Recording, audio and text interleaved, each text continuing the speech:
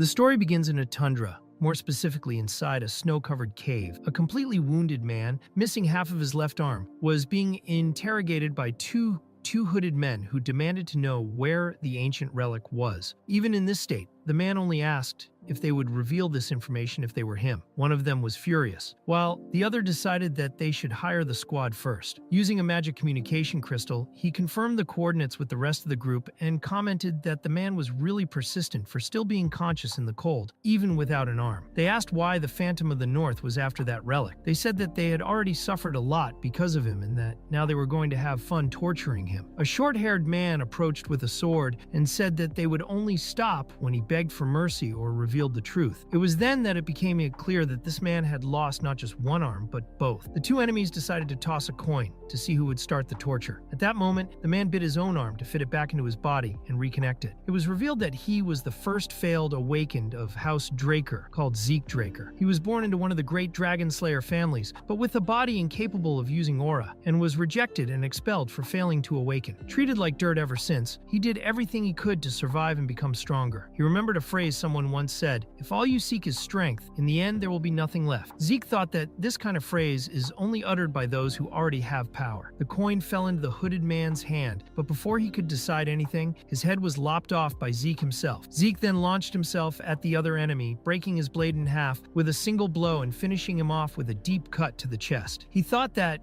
in that world, the weak would always be trampled by the strong. That was the only truth of the place. Just then, Zeke heard a noise coming from the cave and quickly reconnected the second arm. Soon the entire platoon emerged, and everyone was shocked to see that he had managed to reattach his arms. They commented that he was an irregular, but that he would still die if they cut off his head. Thus began a great confrontation between him and all the invaders, even though he was seriously wounded. With swords stuck in his back and spitting blood, Zeke managed to emerge victorious from that fight. He was on the brink of death, and even without achieving his revenge, he managed to steal the Emperor's ancient relic. As much as that wasn't enough, it was still an achievement. He apologized to Alicia, and the moment a drop of her blood fell on the relic, she reacted with an explosion of power. A system was activated, telling him that his willpower had awakened that power. He explained that the soul of the Elder Dragon enters the body of those who persist, and asked if he agreed with this. Zeke thought he was hallucinating and hearing voices because he was dying, so he mentally told himself to do whatever he wanted. The system accepted this as a positive response and activated an irreversible promise. Within 5 seconds, he was sent back in time.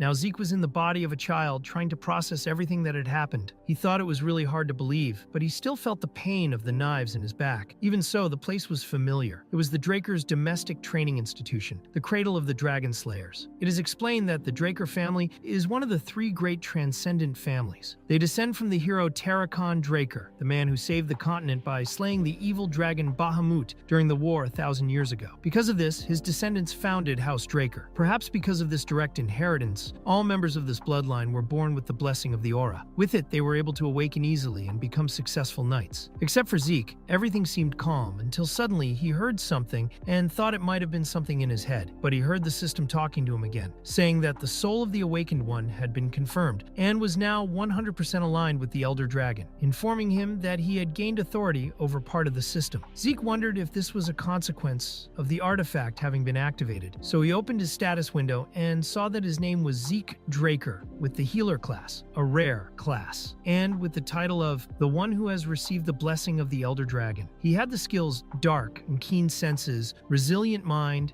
and Vigor Recovery, in addition to the standard skills and draconic skills he could still unlock. Zeke realized that he could navigate these magical windows with ease, and also noticed that he had received the corresponding class skills, remembering something his master had once told him, explaining that people in the ancient world were categorized into classes, and that each class had a specialization called a class skill. Since he was a healer, his natural skill was healing, and Zeke thought that after he had awakened, his master had trained him to the limit, but thanks to the healing skill, he had never died. According to the system window, even at that age, he already possessed the healing ability, so he decided to test whether the window was correct. It was explained that, in his past life, he only became a healer around the age of 20. At that moment, he concentrated his power and realized that there was something different about his body, because even though he was so young, he already had his redder. He then understood that, although he had returned to the past with a child's body and no training, he still retained all his memories and abilities, which gave him an immense advantage. Before he could do anything, he knew he had to understand everything that was at his disposal. Suddenly, someone knocked on the door, asking if they could come in and saying that it was pointless pretending they weren't there, as they already knew he was. Zeke thought he hadn't read everything yet and didn't know how to hide the status windows, so he got desperate. The door opened,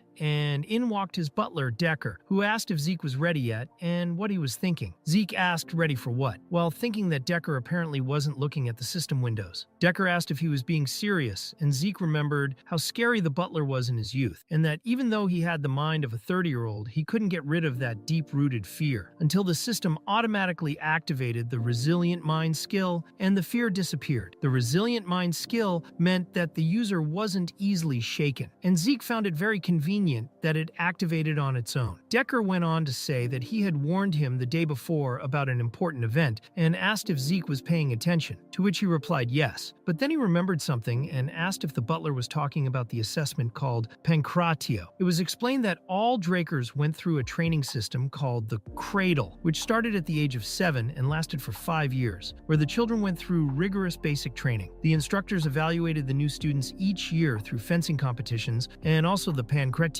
which was a fight with no rules. The Pancratio combatants were chosen by the instructors, but on some occasions, the students themselves chose their opponents as long as there was mutual consent. As there were no rules, there were cases in which people were seriously injured or even died. But this competition was what determined the class in which the students would be placed within the academy, so it wasn't as if these children had the option of not taking part. Later, in an arena, an instructor stood in front of all the students and said that, as everyone knew, it was Pancratio Day, and everyone was aware that this was the last part of the assessment. Everyone agreed. That main instructor was called Panmark, and he asked everyone to get ready for the fight to begin. It seemed that there were quite a few people in the place, except that while Zeke was there, everyone was talking behind his back saying that he was a waste, a piece of trash, even though he was from the main Draker lineage. Later, the fights finally began, and when Panmark started the first duel, one of the students went in first, but the other dodged easily, landed a hook on his opponent, and knocked him down with a single blow. Zeke thought the fight was already decided, because that's what happens when someone doesn't have a defensive posture. The winner of the fight was Aaron,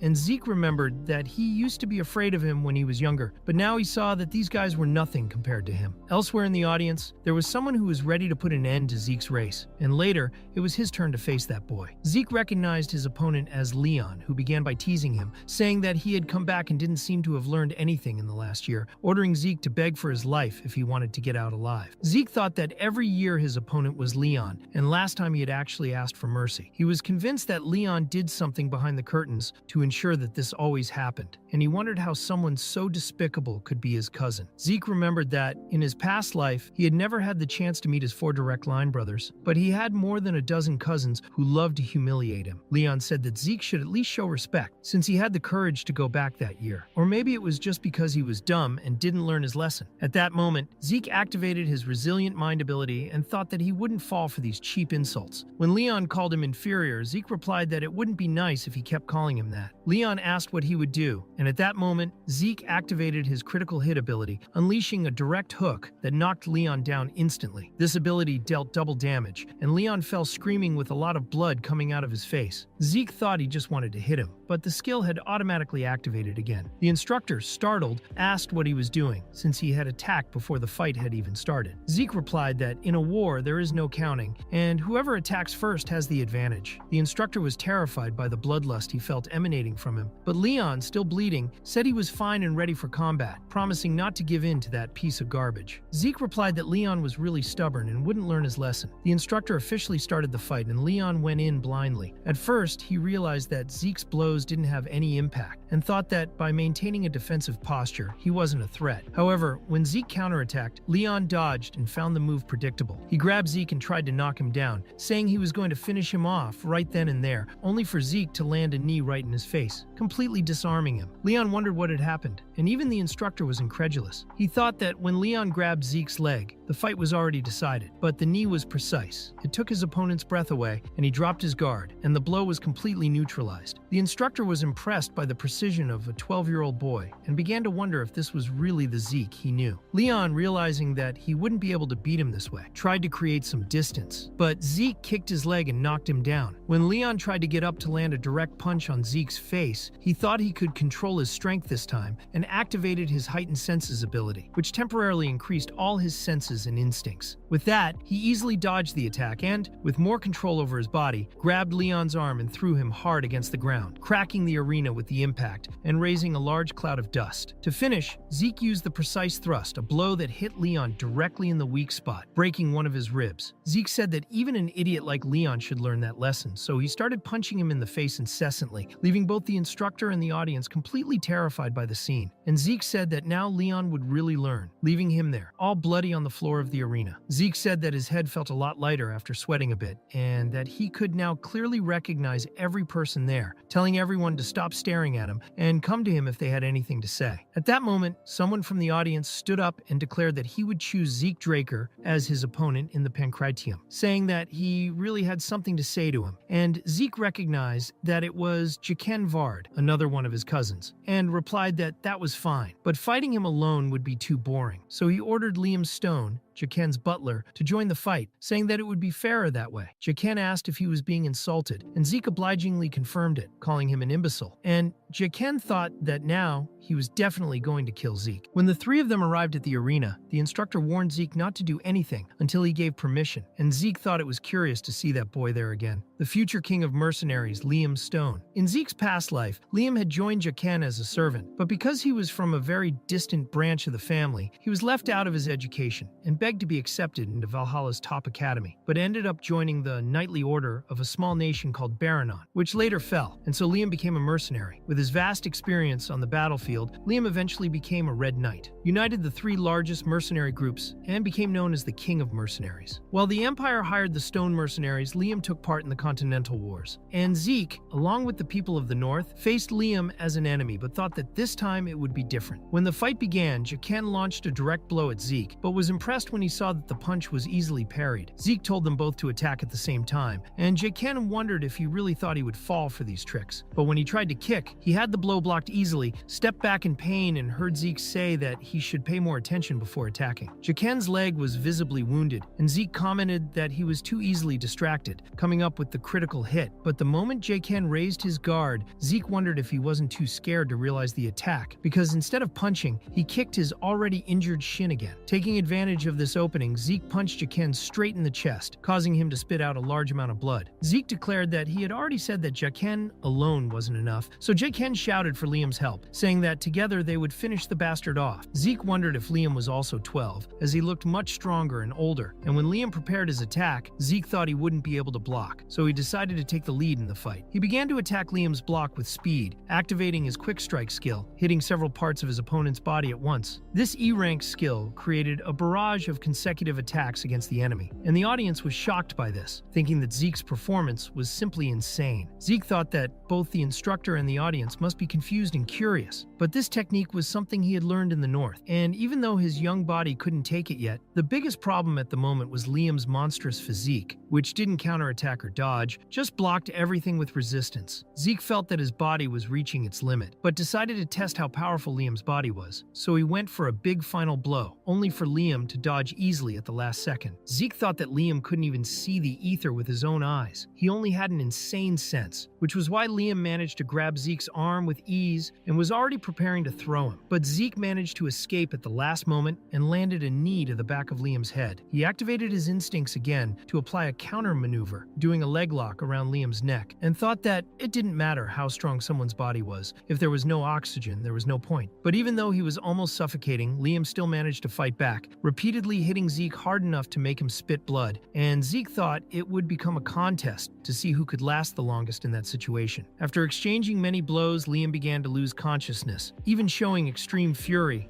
and the audience watched with horrified expressions while one of the instructors looked on. Finally, a body fell, revealing that it was Liam who had been knocked out, and someone in the audience, who seemed to have expected this outcome, commented that it would be an honor to defeat Zeke Draker. Returning to the dormitory, Decker commented that he had heard that Zeke had hurt himself badly and asked if he was all right, to which Zeke replied that he was now. Decker, however, asked to check his pulse, and Zeke understood that he actually wanted to check his aura to see if he had woken up. So Zeke held out his palm, and Decker thanked him and used his own aura to do the analysis. And Zeke wondered if Decker was, in fact, a blue knight. Zeke thought that normally when checking someone's aura, you would touch the person's inner energy center, but Decker was infusing his own aura into his body to get a better feel, which would only be possible for someone of a high level. It was explained that not all knights are equal, as they are classified according to their martial skills and their aura manipulation. The White Knight was considered a novice, and most of the children in the cradle were at this level.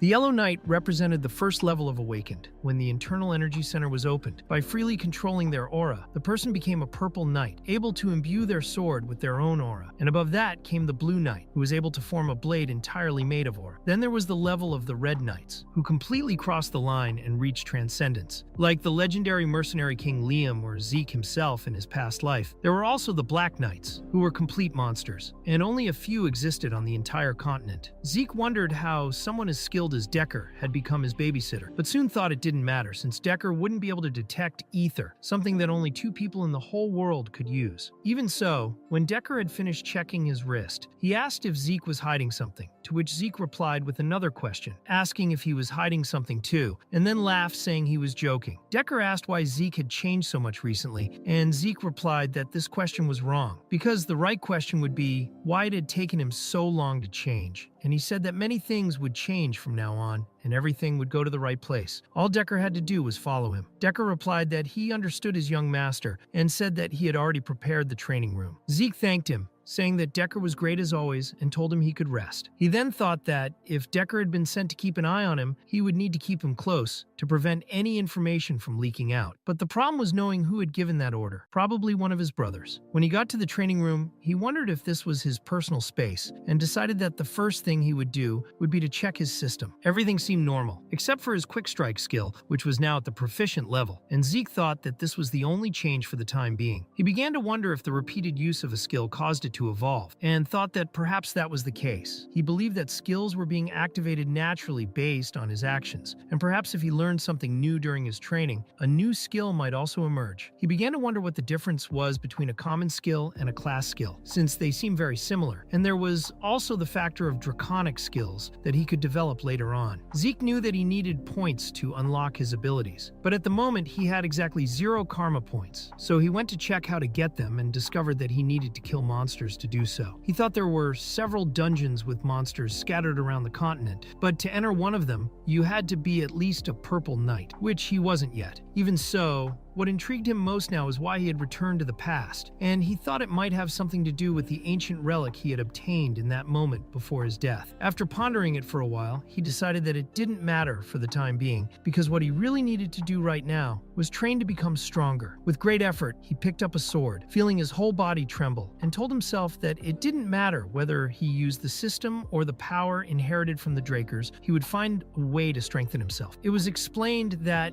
in that world, there were 2 main types of power, the aura of knights and the mana of mages. Knights strengthened their bodies and weapons with aura, while mages manipulated mana through magic circles. These 2 powers were at opposite ends of the energy spectrum, which meant that someone who awakened one of them could not awaken the other. However, Zeke was unlucky enough not to awaken either of them. Because of this, he was abandoned by his home, and during his days wandering the streets, he met his master, who taught him many things, the most useful being healing and the ether room. With ether, which was an energy created and developed by his master, Zeke managed to master it completely and was now the only ether user in the world besides his own master. After 2 hours of training, he was completely exhausted and his hands were bloody, but he activated his healing ability and quickly solved the problem. Zeke thought that this ability was extremely rare and that he had never heard of it until he met his master. He knew that if he used healing in front of certain people, he could be treated as an irregular, so he didn't use it during the battle against Liam. But as soon as he returned to his room, he needed needed to heal, otherwise he would face serious consequences. After recovering his body, Zeke said he would train some more, and at sunset he commented to himself that it was time for dinner, wondering what he would say to Decker, since he had practically destroyed the training room. A week later, in the cafeteria of the Cradle, some people commented on him, saying that he was completely different, perhaps even involved in black magic, and some even thanked him, saying that he represented the weak who finally had someone to look up to. At a nearby table, where several cadets were eating, one person was quietly listening to all these conversations. It was Raina Tarun, and next to her was Leon, still all bruised up. Owen, sitting at the table, told Leon that he'd better eat even if he didn't have an appetite, as he'd need a lot of energy to recover, and Leon, irritated, asked if he was mocking him. Owen replied that it was just friendly advice, but commented that perhaps Leon's inferiority complex was really too great. Leon was furious, stood up abruptly, and even dropped a piece of meat on the floor, which made Raina visibly angry, and even Leon noticed the look on her face. The people at the table fell silent, and then asked what they were going to do now, since the main topic was still Zeke Draker. One of the people commented that Zeke may have been impressive in the Pancratio, but he doubted very much that he would do well in fencing duels, since he could barely hold a sword. Leon agreed, saying that he was so weak that he had to have a custom sword made, as the basic ones were too heavy for him, and added that his victory at the Pancratio must have been luck. But when he mentioned luck, Raina got up from the table, and everyone fell silent. Leon was flustered by the look on her face, and Raina declared that if they really believed it was luck, then they didn't deserve to be part of House Draker. It was explained that in sword duels, unlike Pancratio, participants were obliged to use weapons, specifically swords, and that incidents in these duels were often even more serious than in free fights. It was in this type of combat that the difference in ability between the cadets was most evident. A month after the final exams, the Rite of Blessing would begin, which was the moment when the Drakers awakened their aura. Once in the arena where the duels would take place, the instructor asked Zeke to step forward. As he began to approach, everyone began to comment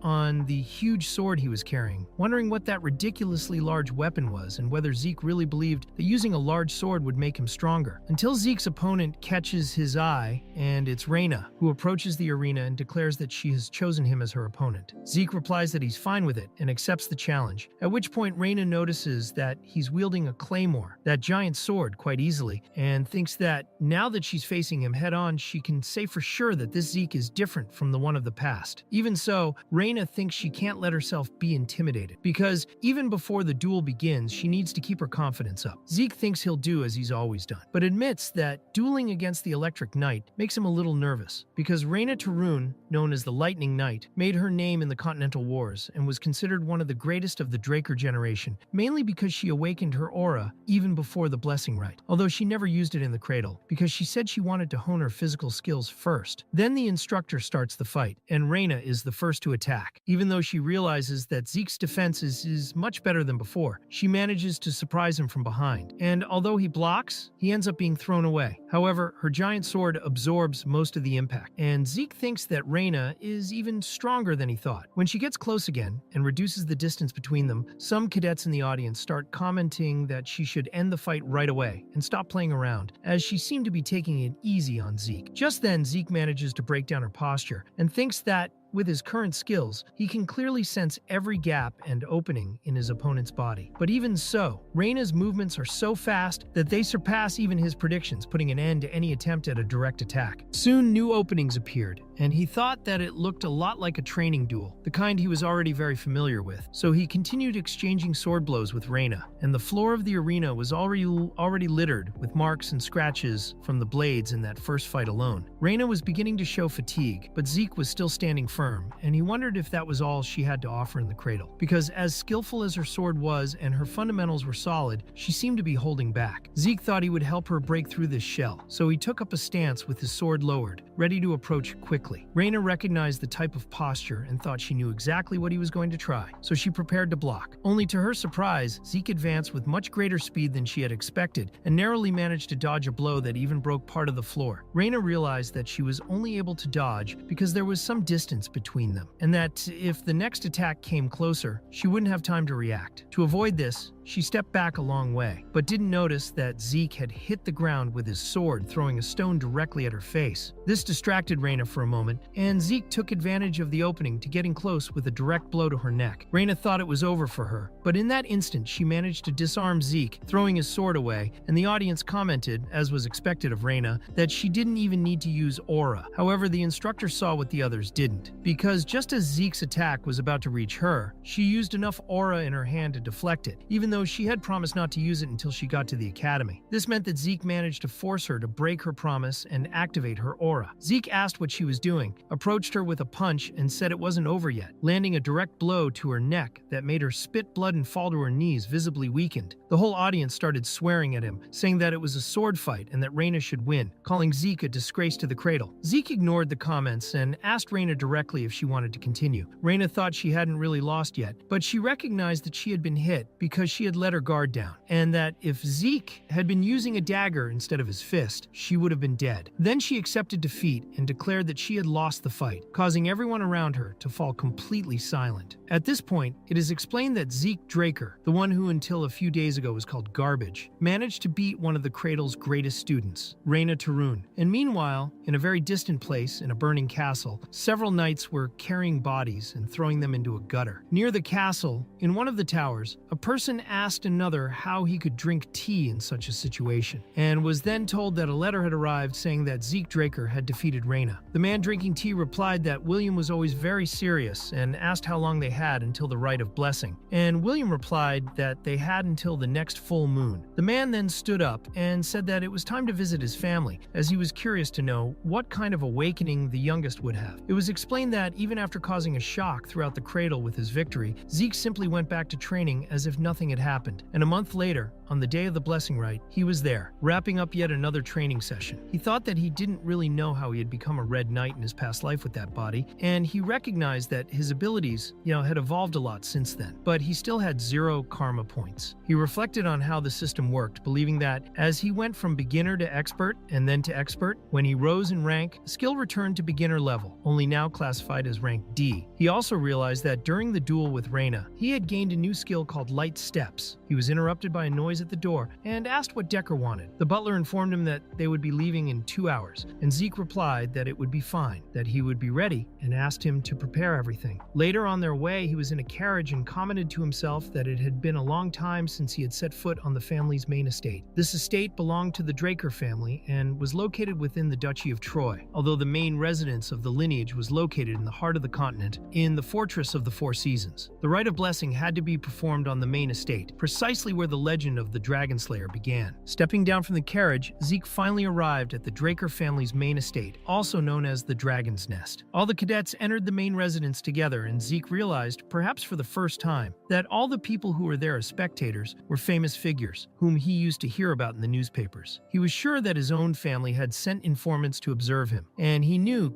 that if he failed to wake up, these people would certainly not ignore him. Just then, he began to feel something strange and wondered what that bastard was doing there. Then an important figure approached and asked him what had brought him there during the blessing rite, to which he replied that it was no big deal, just curiosity, and commented that his beloved younger brother was present. It was the second son of the Draker family, known as the Blade of the Lion, Abel Draker, who spotted Zeke and said his name out loud. Zeke thought that this was the legendary Butcher Knight, Abel, and tried to remain calm, as there was nothing he could do about it. In his past life, Abel didn't attend his rite of blessing, so his actions were clearly changing the future, and that made him nervous, because now he didn't know what to expect. At that moment, it was announced that the rite of blessing would begin, and the first to be called was Aaron, probably in alphabetical order. Aaron prepared himself and dipped his hand into a basin of water, where there was a needle at the bottom, and as soon as it was pierced, his blood came into contact with the water, causing a powerful magic to start emanating. The magic spread throughout his body, creating an intense magical storm that shone throughout the arena. It was explained that during the rite of blessing, all Drakers awaken the aura sealed within them when they reach the age of graduation from the cradle, around 12 years old, which put the descendants of the Drakers far ahead of other knights in the world, who usually only awaken at the age of 20. After Aaron, the instructor called the next name, and it was said that even within the Drakers themselves, there are rare cases in which, in addition to the aura, an ancestral trait called mana inhibition also awakens, linked directly to the legacy of the ancient dragon slayers. Just then, something starts to happen inside the hall, and everyone starts to see red lights shining around them. It is explained that those who have mana inhibition end up becoming at least as strong as yellow knights, although some have revealed potential equivalent to red knights or even black knights, going through the so-called pure blood awakening. The instructor asks them to bring their special gloves and explains that because of the mana inhibition, everyone who awakens in this way needs to wear them in order to live an ordinary life. Otherwise, their uncontrolled aura would affect their body and the surrounding environment. Reina then puts on her gloves and is told that when someone is able to prove that they are a pureblood, they officially receive the Draker surname, as well as the family's unparalleled support in terms of countless privileges and resources. Everyone present is impressed by this, and many comment that, of course, Reina would be capable of such a feat. The next person to be called up is Zeke, who thinks that he didn't expect to have to face that cursed statue again, as he remembers how horrible that moment had been in his past life. Even though the rite of blessing had been the only thing that had driven him to pass through the cradle, he had received a shameful title that day. But now it was different. Not only could he heal himself, he was also able to manipulate his ether, and throughout his time in the cradle, he neither gave up nor surrendered. Zeke thought that this time the statue needed to take pity on him, so he dipped his hand into the water and stuck the needle in. The statue began to shake, but suddenly stopped, and everyone began to wonder what had happened, as this had never happened before. Zeke, furious, took his hand out of the water and muttered that he knew he had gotten too confident because of that asshole behind him. The murmuring began, and everyone in the audience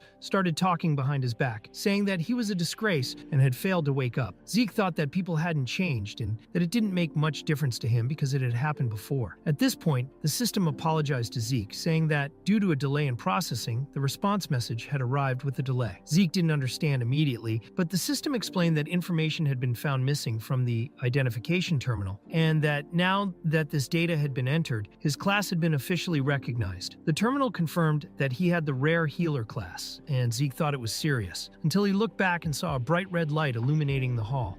The entire audience recognized that light as a sign of a pureblood awakening, while Zeke saw several system windows that no one else could see. The system then reported that a connection had been made to the terminal, and that the blessing of the Elder Dragon had been activated. The light then changed from red to gold, and Abel, who was watching everything, remained silent, just observing. The system went on to explain that the fighting blood had been awakened, and that, because of his rare and exceptional talents, a new unique class had been created exclusively for him, called Immortal. The crowd was confused at the sight of that golden light, something no one there had ever witnessed before, and Zeke thought he knew exactly what was going on, but decided not to say anything, as raising suspicions could be dangerous. People began to comment on whether the statue was defective or whether there had been some mistake in the rite, but then Abel clapped his hands to attract attention and asked why everyone was so serious, saying that they had two pure bloods in one rite, which was cause for celebration. The people looked at each other and agreed, clapping even though they were visibly nervous in his presence. Abel then asked why they were still standing around and said that he would get the special gloves for Zeke, who thought that those gloves were really heavy. The next name was called, and Abel seemed genuinely pleased with what had just happened to Zeke, but he knew that his brother's intentions ran much deeper than they seemed. Even so, he felt terrible knowing that he would have to rely on Abel's help in some way. The instructor then announced that the blessing rite was over and invited everyone to enjoy the feast that was to follow, but Zeke didn't think any feast would interest him, as he just wanted to continue his training. However, someone caught his eye, and Zeke was surprised to see that it was Abel, who asked where he thought he was going so soon, since the party hadn't even started, and congratulated his little brother on his pure blood awakening. Abel held out his hand for a shake, and Zeke thought he would play his little game for the time being. But at that moment, he remembered everything that had happened in his past life and hesitated, refusing to shake Abel's hand. Abel remarked that that was really strange coming from Zeke, but Zeke thought that, even if his life depended on it, he would never shake hands with that scum. Abel then said that Zeke really was no good, and that he would have to be content with just seeing his face. But he patted his brother on the shoulder and said that it was good to see him again before walking away quietly. Zeke thought that, yes, they would see each other again. Later, at the party, everyone was impressed by the fact that there had been two pure blood awakenings in a single rite, but they began to wonder where Zeke was, since he hadn't shown up. The truth was that he was already in his room, had taken off his glove and coat, and commented to himself that he thought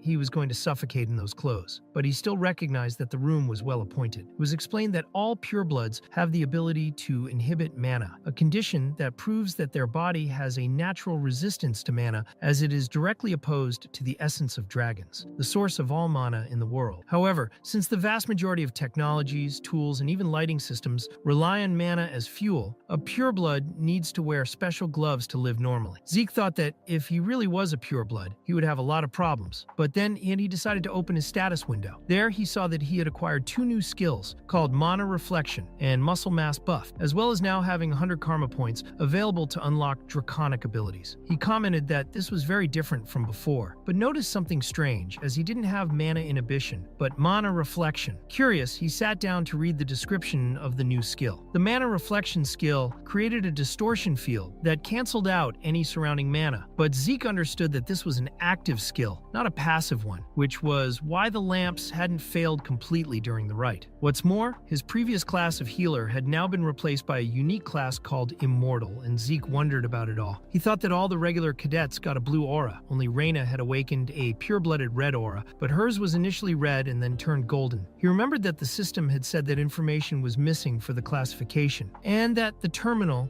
represented by the bronze statue, had received the information and only then began to emit red light. Now he understood what had really happened because he realized that the terminal doesn't actually determine the user's aura, but rather their class. If the statue emits red light, it means that the user has obtained a rare class, and if the light is golden, then it is a unique class. This made sense, as both the concept of classes and the use of those statues were very old practices, and it was only natural that they should be related to each other. He thought that, since everyone only saw the red light and didn't understand how the statue really worked, no one realized that he hadn't actually awakened an aura yet, but only a special class. Even so, he now had 100 karma points, and he wondered how he had gotten them, but decided not to worry about it for the moment, as he was going to use them to unlock his draconic abilities. He then accessed the list of available skills and saw several options, including Dragon Eyes, Dragon Knight, and Devour. Zeke pondered whether to choose the eyes or the power of the dragon, until he noticed the description of the Devour skill, which only said that it allowed the user to eat and digest a large amount of matter, which he found unconvincing. He then decided to choose skills that really seemed useful, and chose Dragon Eyes and Dragon Power, although he knew that the latter could be dangerous to use in there. Activating his Dragon Eyes, he stood up and noticed that, despite the promising description, nothing seemed to have changed immediately. He went out onto the balcony, opened the door, looked out over the garden, and commented that it didn't even make sense, as he could now see the whole garden as if it were right in front of him. He realized that his range of vision had been drastically extended, and commented that this could be very useful. Soon after, a new system window appeared asking if he would like a detailed analysis of the object he had just observed, and Zeke wondered what that was. Then several windows began to appear in sequence, listing the material and composition of everything around him, from the table, the carpet, the candles, and even the furniture. It was at this point that he began to feel strange, a little nauseous and fatigued, and he wondered if this reaction was normal for a draconic ability, until the system activated Zeke's healing factor, together with vigor recovery, completely healing his body, although he commented that he didn't intend to use healing at that moment. But he noticed something different, because all his skills had changed to passive skills, and their levels had also increased. And when he looked at the description of the healing factor, he read that his body now repaired itself automatically without needing any commands. Zeke thought that this was completely stolen, because even though healing in itself was already an extremely powerful ability, in his past life he couldn't use it repeatedly, and the effects were limited. But now with the healing factor activated, this power was infinite, and he wanted to test it immediately. He took a knife, made a cut in his own arm, and watched the blood flow out until seconds later the healing factor was activated and the wound simply disappeared. Zeke then wondered if the academy really took 5 years to complete, because he was sure it would be finished in 2. And then it was explained that the Draker Academy was the largest knighting academy on the entire continent, the kind of institution that any aspiring knight would give an arm or a leg to get into. Located within the Duchy of Troy, the region was always full of life, and the cadets were excited for the semester to begin. As he passed through them all, Zeke thought that the high-class students weren't so different from the adults, since everyone in that academy was trained and conditioned to perfection. But when he compared them to the people in the cradle, he noticed that the big families had already established themselves with a lot of authority, and he thought that the Draker family was rotten to the core. It was then explained that among the numerous branch families that supported the transcendent Draker family, 3 stood out for their influence and were known as the Great Families. The Arum, known for their strength, the Zimmons for their wisdom, and the Vardeks for their gold. Zeke thought that even the children from those other families recognized the authority of someone from a big house, but he told himself that none of that mattered to him. Later, as he approached the high-class dormitory, the famous Platinum Mansion, Zeke commented that it looked like a good place, and it was explained that this mansion was a special dormitory furnished with a training room, library, and various kinds of facilities, and was only open to high-ranking students. Even Cradle students couldn't get in easily unless they were pure-blood awakenings, as they had the special privilege of occupying an entire floor called the Platinum Floor.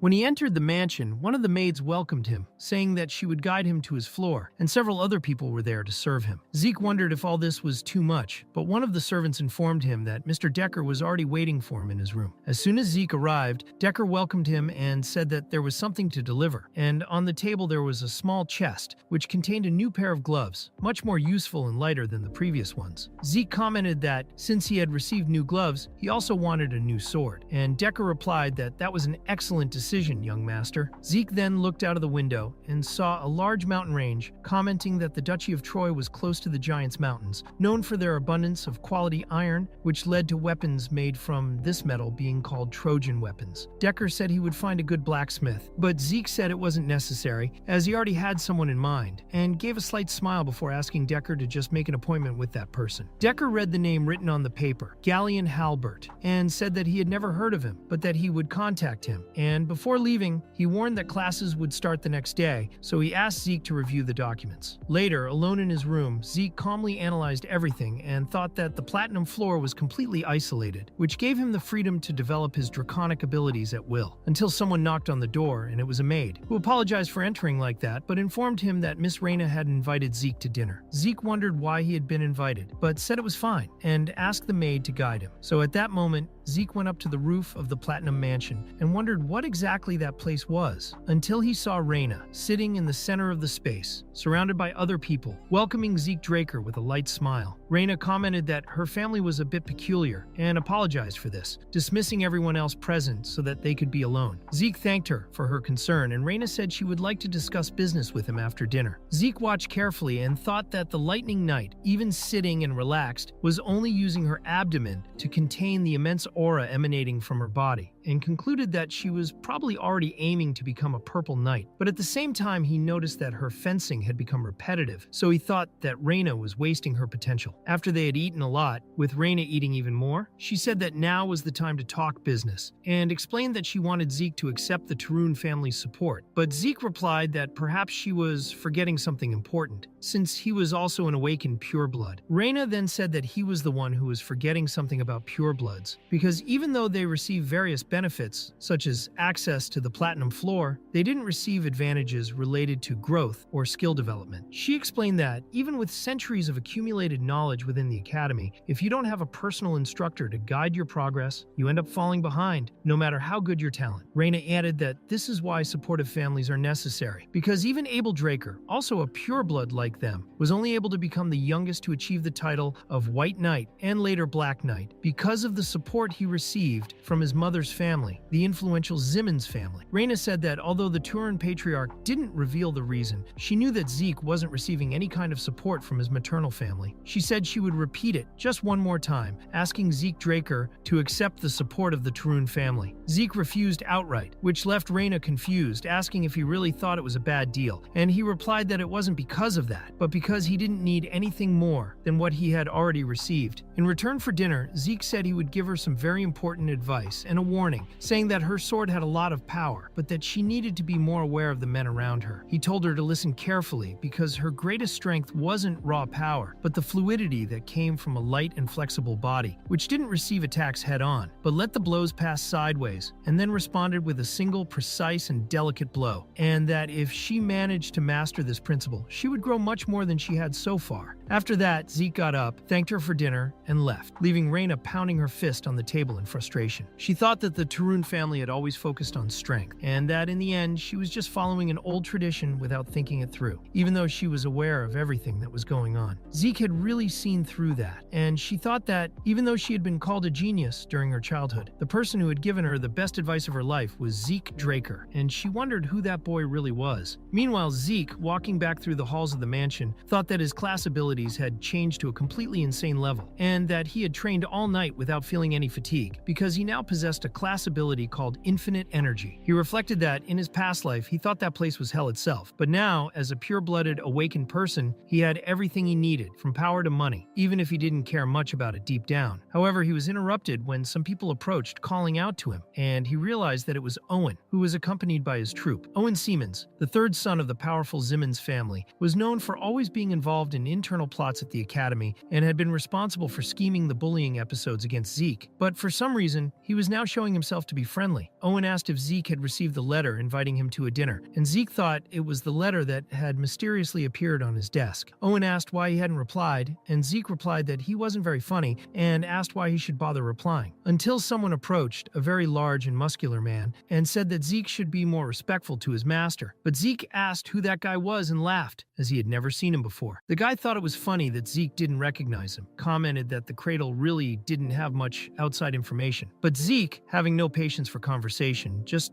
turned away and said he didn't have time for that. However, at that very moment, the man tried to attack him, but Zeke was able to defend himself quickly and move away nimbly, noticing that this guy was able to use a basic form of aura manipulation, which indicated that he was a high-level student. The guy then introduced himself as Durbin Roswell, saying that he would teach Zeke some manners for talking like that to his young master, and said that he was called Durbin the Mighty. Zeke laughed and commented that a cadet already having a pseudonym was really funny, so he quickly approached and said that the guy was a joke, landing a straight punch right in Durbin's stomach, who spat blood and was thrown away, falling completely defeated to the ground. Zeke asked what Durbin the Mighty's next move would be and told Owen to run and collect his subordinate. Owen, without reacting, just passed by Zeke's side, whispering in his ear that he certainly liked to bask in his own glory, calling him Zeke Draker before walking away. Zeke replied to himself that they were all a joke. It was then explained that the Draker Academy was divided into two large classes. The normal class, for those who didn't show extraordinary talents and which demanded extreme effort from the students from early in the morning until late at night, and the special class, where students were free to choose their subjects, with the exception of the compulsory ones, this being the place where the Academy's elites gathered, and where Zeke also belonged. Sitting in the classroom, Zeke was bored and commented that he had expected this, as everyone in the room was a former student of the cradle, until a teacher entered asking for silence and announced that, to encourage the freshmen in the special class, someone very special was coming to pay a visit. He explained that this person had not only been a commander during the Imperial War, but was also the hero responsible for preventing the invasion of the Empire, and then asked everyone to welcome the Dean of the Academy, the war hero Howard Draker. It was explained that Howard Draker was known as a genius of tactics and fencing, but Zeke on the inside thought differently. To him, Howard was nothing more than a traitorous rat who in his past life had given information to his enemies to try to survive, only to end up lucky because the enemy got screwed anyway. Zeke didn't think that man was a real hero, but rather responsible for him losing the only place he could have stayed, since, because of him, Zeke ended up being caught by traffickers and sold as a slave to the Southern Cartel, and that's why he was now sure that he would make this man pay. Later, after the dean's speech, another instructor took the lead and said that he believed the dean's words had touched the hearts of everyone there, but now it was time to go to the arena, as they would have a practical lesson. Zeke was surprised to see that even the special class had direct combat lessons, aimed at learning the basics of how to kill dragons, and commented to himself that in his past life, just because he couldn't use aura, it had taken him 2 years to learn something that others could master in 3 months, and he felt that it wouldn't end well. Soon the teacher introduced himself to the freshmen. It was the Knight of the Rose, Andre Draker, who said he would teach them the basics of dragon fighting. Everyone was impressed that he was so young and already wearing that uniform, and yet he was an instructor. Zeke then thought about him, remembering that Andre, although not a pureblood, graduated early from the academy and also from Valhalla, being recognized as a kind of genius who only appeared once every century, and thought that the level of the special class really was differentiated. He also remembered that Andre was known for his uncompromising personality, and quickly told everyone to shut up so that he could start the lesson. As soon as everyone was silent, Andre ordered them to draw their swords, and, seeing Zeke, became curious and asked what kind of sword he was using. Zeke drew his claymore with speed and skill and replied that it was the sword he used, asking if there was a problem with that. Andre, visibly irritated by Zeke's tone, ordered him to get up into the arena and asked if the cadet didn't know that you have have to use a sword that adapts to your body. Zeke already knew it was going to happen, so he made a point of drawing his sword with great speed, with every intention of showing that he was prepared, and even commented that he was sure he could defeat even an instructor with that sword. Andre was clearly irritated by this provocation, while Zeke thought that everything would be fine if the instructor just saw his skills in action. Andre tried to intimidate him with his presence, but Zeke activated his resilient mind and was unaffected by any pressure, keeping a calm expression. Andre then said that he understood what kind of cadet Zeke was and proposed a challenge, saying that if Zeke's blade touched his body, he would be exempt from any punishment for disrespect, and he wouldn't have to attend that class either. Andre drew his sword with visible irritation and warned that he didn't intend to use aura against Zeke, which excited the cadet, since he knew the teacher's weaknesses well. However, Zeke also knew that Abel was watching him, so it would be dangerous to attract too much attention, especially inside the academy. So he thought he'd rip Andre's clothes a bit and then lose on purpose. The moment he advanced at speed, Andre was able to repel the blow with ease, and Zeke concluded that, as expected of a Blue Knight, it wouldn't be easy. He continued attacking in succession, with quick, precise blows, but they were all defended. Meanwhile, the other cadets were commenting that an official Draker Knight really was on a different level, saying that more than 30 minutes of combat had passed,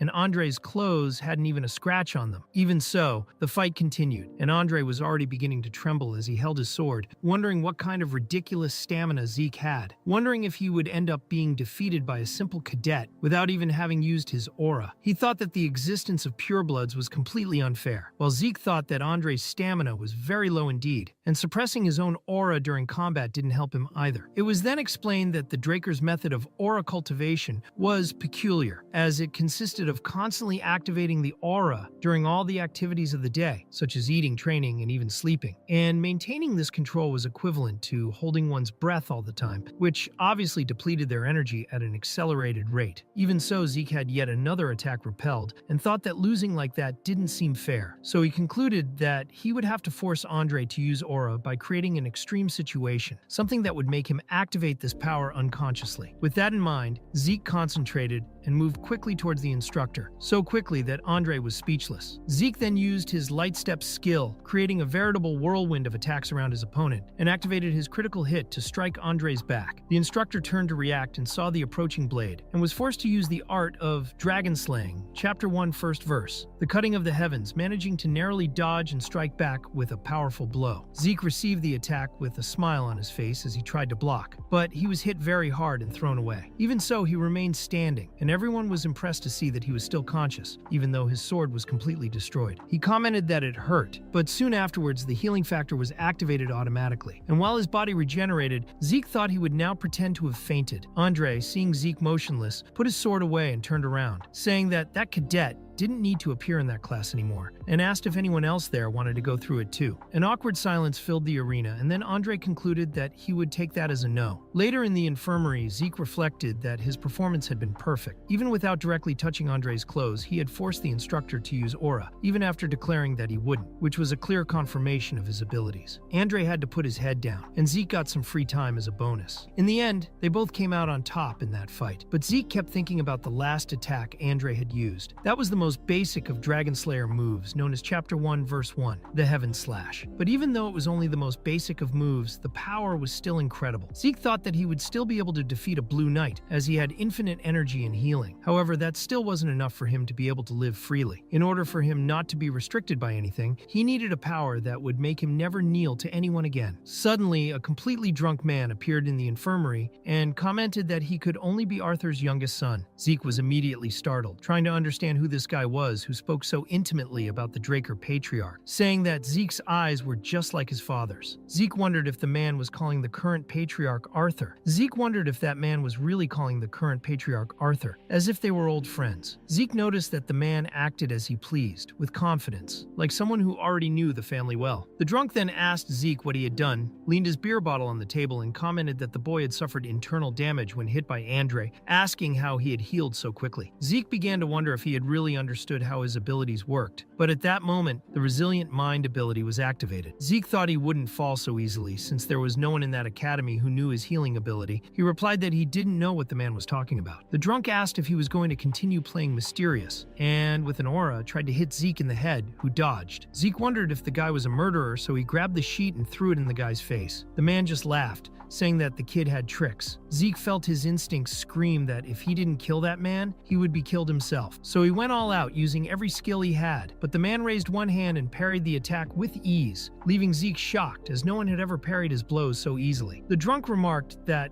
with that style of fighting, Zeke looked more like a mercenary than a knight. Zeke wondered how he knew that. The man took off the sheet, stole Zeke's sword, and asked if a Draker had really dropped his sword, and backed out of the fight. He then threw the sword up and handed it back to the boy, saying that he would do much better as a mercenary than as a knight. Zeke thought that he hadn't felt anything like that since his master in his past life, and realized that this man must be a red knight at the very least. The man then commented that Zeke was too talented to be using such a simple weapon, and asked why he was using such a basic blade. Just then, someone opened the door to the infirmary. It was Andre, who came in saying, "Ah, so here you are." Zeke wondered why Andre was there too. He saw that Andre started talking to the drunk man in the background, calling him Gardener Dexter. Zeke was shocked to realize that this man was the supposed gardener from the academy. Dexter asked how Andre knew he was there. Andre replied that he had seen him before in the training room. He then turned to Zeke and said that if he had already been treated, he could leave. However, before Zeke could open the door, Dexter called out to him and said that if he had time, he could go to the greenhouse where he worked, as he could teach him something useful. The room fell silent. Zeke refused, saying no thanks. Dexter complained about his lack of manners and commented that the boy's personality was the same as Arthur's. Zeke wondered if anyone would believe that the man was just a gardener. After all, he was strong enough to call the patriarch Arthur as if he were just an old friend. Zeke realized that this man was the same one who had only had Andre as a disciple all his life, and understood that he was facing none other than Duke Draker, the Wind Knight, one of the most powerful black knights on the continent, with enough martial strength to wipe out an entire kingdom single-handedly. Zeke was amazed to learn that this man had simply disappeared for years and was now there, hiding in the gym like some employee. Maybe Andre was there because of him. Zeke thought about the nickname Dookie Draker and the rumors that he became a Black Knight only because he liked the color black. Now, realizing that Duke was interested in him, Zeke didn't just want to receive some light, simple training. If he was going to learn anything from him, he wanted to learn his secret move. Later at the academy, the theoretical magic teacher called Phenon was teaching. Everyone was bored to sleep in Professor Phenon's class, and of course, no one answered his questions. But sometime later, only one person did, and it was Zeke, the only one who was awake and really interested in the lesson, which caught the teacher's attention, since, as well as answering, the boy got the answer right. The teacher was impressed with Zeke's performance, and from then on, the lesson went on just between the two of them, with the rest of the class completely oblivious to the content. Later, as the class was ending, some students began to wonder why they were learning theoretical magic inside a knight's academy, but Zeke thought that the lecture had been extremely easy to understand, and in his view, Phenon was certainly no ordinary teacher. Before leaving the room, the teacher called Zeke over, and when the boy asked if there was a problem, he said no. He just wanted to say that, because of Zeke, he felt like he had given a real lesson for the first time. He commented that if Zeke ever wanted to learn something more, he could look him up in his lab, as he was a former scholarship student at the Magic University of Delphoa, the same nation where magic originated. Zeke had already suspected that he wasn't an ordinary wizard, but now, after confirming that he was part of such a legendary university, he left the room with a smile on his face, thanking the professor and thinking that it was great to get close to a wizard, since they were good at math, creative, and much more useful companions than knights. He was sure that Phenon would be very useful in the future. As he left for campus, Zeke noticed that someone was waiting for him on a bench, and it was Duke, disguised and apparently impatient, who asked him if he had finished his lesson and why he hadn't gone to the greenhouse, because there he intended to teach something very useful. Zeke replied again that he wasn't interested, but Duke got annoyed and asked why. Zeke said he knew he was incredibly talented, but he was also busy with his own training. Duke replied, saying that he understood, but suddenly teleported behind Zeke and added that that was exactly what he thought he would say. And before Zeke could react, it was too late, as he was hit and knocked unconscious. When he woke up, Zeke realized he was in the greenhouse and wondered where exactly he was, and Duke right next to him asked if he had woken up yet, confirming that he had kidnapped him because he was very interested in him. Zeke thought that Duke wasn't even trying to hide his impatience, so he activated his light step ability and tried to run away, but Duke appeared right in front of him and said it was no use. As Zeke tried to escape, Duke easily caught up with him, and just as he was about to be hit, Duke hesitated at the last moment, which gave Zeke a chance to think of some way to set the place on fire. He then asked what had caused Duke to be so interested, and he replied that it was the wounds that Zeke had healed instantly, because that had caught his attention. Zeke thought that was what was bothering the man, and replied that if he was so curious, he should make him talk. At that moment, Duke simply disappeared again, and Zeke couldn't detect where he was, until a spinning sword approached at high speed, and he narrowly missed being hit on the head, but managed to dodge and grab the blade. He asked what Duke was trying to do, and the knight replied that he himself had asked to be forced. Duke commented that it was very easy and proposed a bet. If Zeke managed to hit any part of his clothes, he would get a wish. A long time later, still in the greenhouse, Duke was still standing there, in the center of the makeshift training ground, wondering what exactly that boy was made of, because 3 hours had passed, and even without having exceptional stamina or energy, Zeke still hadn't stopped, which made him consider the possibility that he really did have infinite energy and healing.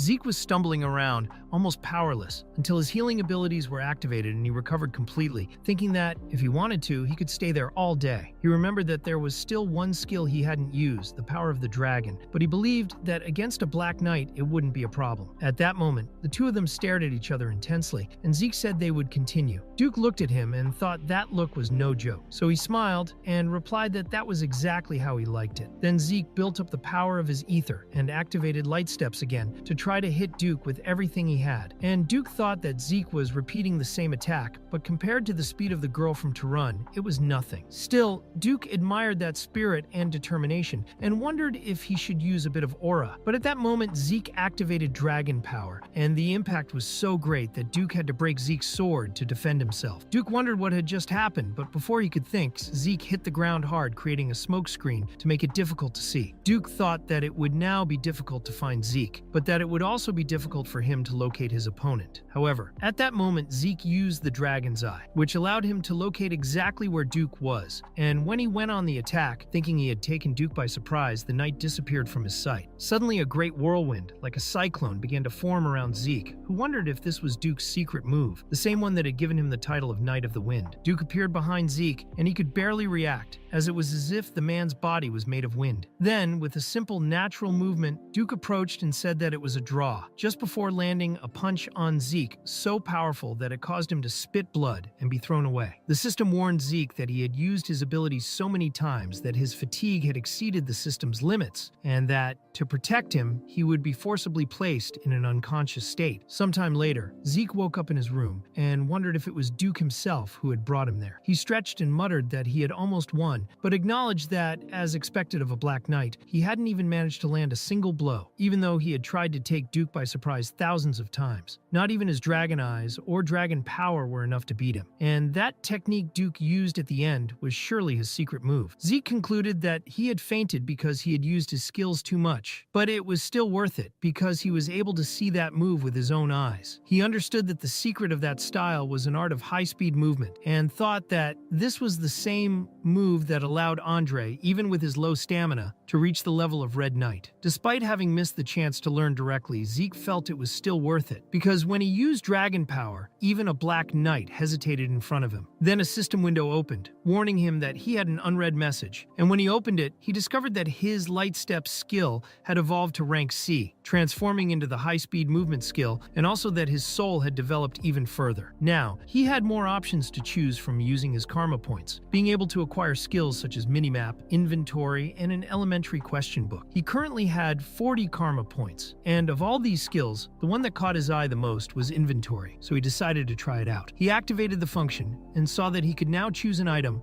store it in his inventory, and retrieve it whenever he wanted. The amount of space each item took up depended on its size and weight, and if you wanted to increase its capacity, all you had to do was invest more karma points. Zeke then wondered which item he wanted to keep, picked up his sword and tested it. It was immediately scanned from his hand, disappeared, and an icon with the sword symbol appeared in his inventory. When he got it back, it returned in exactly the same state, size, and shape, and Zeke thought that this was much better than the subspace he used in his past life. Back then, it was difficult to find the items within so much accumulated content, but now, with his inventory organized, he could even increase his capacity with karma. Zeke thought that all this was already available only with the status window at the current rank, so he wondered what would be possible at a higher rank. So he told himself that maybe it was time to change his plans. Just then, Decker appeared appeared at the door, saying that there was a message for Zeke, and it was from Dexter the gardener.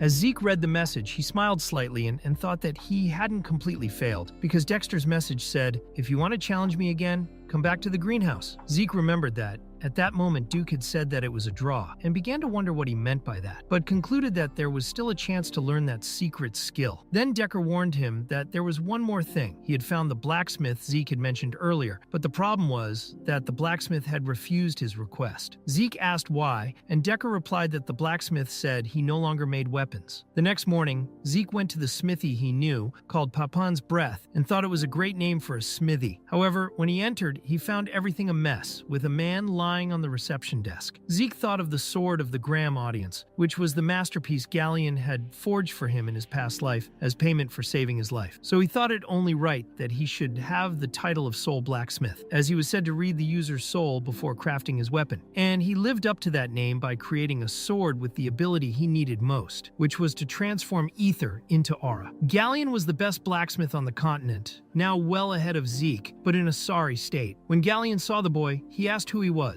said he was just a child, and told him to leave because that was no place for children. Zeke thought that, although he was someone with a strange temperament, he wasn't that extreme, so he wondered what had happened to him at that moment in history. Without wasting any time, Zeke took a bucket of water and poured it over Galleon's head, then threw the bucket away and asked if he was awake now. Zeke said he wanted to know why he had rejected the commission, and Galleon, seeing the symbol the boy was carrying, asked if he was a Draker, banged his head on the counter and apologized for his discourtesy, saying he wasn't taking commissions at the moment. He wondered how someone like him, a failed bastard, could forge a sword for a Draker. Zeke began to reflect, remembering that in his past life he met Galleon Halbert when he was already the greatest blacksmith on the continent, but he never said what kind of life he led before that, and probably didn't want to share that shameful past. Zeke thought he couldn't wait 10 years for him to recover, so he had to do something. Meanwhile, Galleon was freaking out, wondering why he couldn't make weapons anymore, until Zeke called out to him, saying his full name, and Galleon apologized for being so dishonorable. Zeke, however, told him not to worry, and asked to see some of the weapons he had failed to forge. Galleon accepted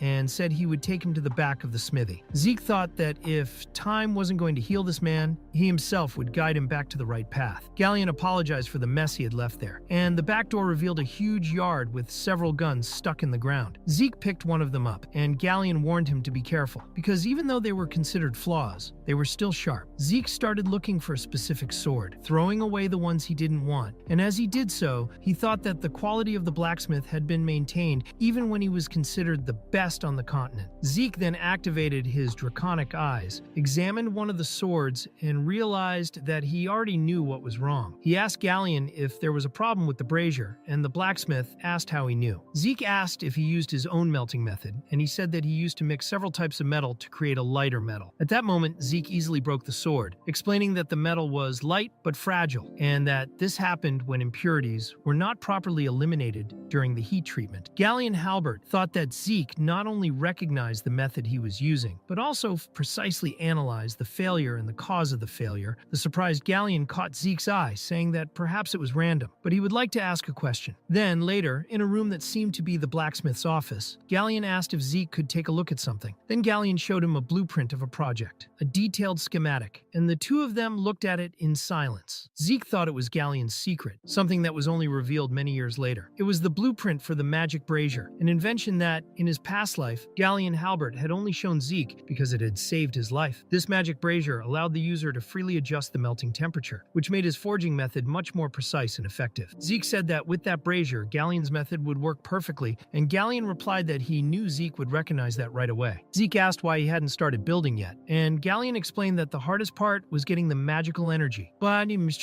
since it cost 10,000 gold coins to get it from the magic tower, which shocked even Zeke. He thought it made sense that it had taken Galleon 10 years to gather that kind of money, and said that the price was absurd. Then Galleon made a proposal. Since Zeke was a Draker, a pureblood, if he could get the brazier for him, Galleon would undertake to forge weapons for him free of charge, under any conditions, until the end of his life. Zeke found that complicated. It would be possible if he were the family's guardian knight, but even though he was a pureblood, it was still almost impossible to get such high financial support. However, he didn't want to give up the sword of the Graham Glow, so when he realized that the problem was magical energy, he had an idea. Zeke took the outline outline of the project, said he'd accept the deal, and Galleon, surprised, asked if it was true. Zeke confirmed it, saying that he would ask a favor of a wizard he knew, and that he would send Galleon a letter when everything was settled. Before leaving, Zeke ordered Galleon to stop drinking. But at that moment, the blacksmith grabbed him tightly, thanking him repeatedly and saying that he would serve Zeke for the rest of his life. As he walked away towards the carriage, Zeke could still hear Galleon Halbert's shouts of thanks echoing in the distance. Later, he went to the Draker Academy's research buildings and wondered why the fee for the magic towers was so high, since the structure looked simple. Zeke thought Phenon might be able to help him with that, so he went to find his lab. As he walked down an alleyway, he remembered moments in the past when he would get down on his knees and beg Leon not to kill him. He would cry, beg for mercy, but Leon would still step on his head. It was like that every day. Zeke felt the oppression as if it were still there, and so he passed through the alley in anger, until in another alley nearby, Leon himself was beating someone up, venting his anger at Zeke on someone else. Leon wondered what that golden reaction was that he saw. He knew Zeke was a pureblood, but he couldn't accept that he'd been passed over. He thought it was a lie, that it was just luck, and that he had changed a lot since then. Even so, his pride wouldn't let him accept it. Leon shouted that this was impossible, and then someone appeared in the alley calling out to him, calling him freckled, and asking if he had put someone in his place. Zeke appeared with a serious expression and said he would give Leon 3 seconds to put his head down. Everyone was shocked by this. Leon, not understanding, asked what he was talking about, and he replied by saying that Zeke's arrogance, just because he had become a pureblood, would end up killing him. But Zeke told him to shut up and put his head down. Leon was in complete shock. He had thought that, just a few months ago, Zeke was just a worm under his feet, but now he was scared just to stand in front of him. He couldn't understand how Zeke dared to talk like that, and furious, he ordered everyone else to attack Zeke at the same time. Zeke, calm, told them not to blame him for what was going to happen, because they had started it. The first blow came, but Zeke dodged it with ease and hit back with a punch so hard that it sank the attacker to the ground. More people began to approach Zeke, but he quickly hit the next one, grabbed a boy and threw him at another, starting a veritable massacre without any difficulty, dodging easily and knocking them down one by one with punches, kicks, and any other move he had at his disposal. Leon was in complete despair, paralyzed, unable to understand how this was possible, wondering if that bastard was really the Zeke he knew. Zeke came closer and said that there was no reason for Leon to be so scared, as he should have known that it would only hurt at the time. Panicked, Leon drew his sword to defend himself, telling Zeke not to come any closer. Zeke then asked him if he had really drawn a sword outside the arena, and if he knew what that meant, because by doing so, Leon was subject to a death sentence. Zeke began to recite in a firm voice that, when faced with the murderous intent of Leon Conrad, who had drawn his sword outside the sacred training arena, he would, in the name of honor, slash, and that sentence would be death, without the opponent taking any responsibility for what happened next. Zeke said that Liam Stoney would be the witness in the trial, so he would proceed with the punishment. Desperate, Leon fell to his knees, started apologizing, begging for mercy, saying he didn't want to die, and asked Zeke to let him live. Zeke continued to approach, and when he saw Leon kneeling and crying, he remembered the exact moment when, in his past life, he himself had begged in the same way, saying the same words. At that moment, Zeke approached and made a precise cut on Leon's ear, saying that this time only the ear would be taken as payment. Leon screamed and cried out in pain, desperate to realize that he had lost his ear, while Zeke said that if he found that ear glued back on next time, it wouldn't be his ear that would come rolling off, but his head. Zeke then sank Leon's face hard into the ground. Liam, who had been abused by Leon, stood up, his face still bruised, and asked why Zeke had helped him. Zeke replied that it wasn't him he was helping, but himself, as if he were making amends for the past. He wondered for a moment if Galleon had infected him with that soft heart, because he had almost said something embarrassing out loud. A few moments later, Zeke was already in Professor Phenon's lab, carefully analyzing the project. Phenon was straightforward and said that yes, it was possible. Zeke got excited and said he wanted to leave the project with him, but Phenon insisted that he listen to the explanation first. He explained that, as Zeke had said, the overall composition was indeed simple, but the problem lay in the core, responsible for generating energy. This core was considered to be the heart of the brazier, and although small, it required an enormous amount of energy, as well as needing a mechanism to adjust the output without delay. Something extremely delicate and unprecedented on record. Zeke asked if it was still possible, and Phenon confirmed that yes, there were 2 options. The first would be to adjust the design personally and develop a new core, but this process would take at least a decade. Zeke, surprised, asked if it was really 10 years, and Phenon confirmed it. He then presented the second option, which was to avoid creating a new core and and instead use an alternative material. This option would save a lot of time, but it required a high compression mana stone, an artifact that, even with modern technology, could not be reproduced. Zeke, surprised, asked if it wasn't an ancient relic, and Phenon replied that yes, as well as being rare,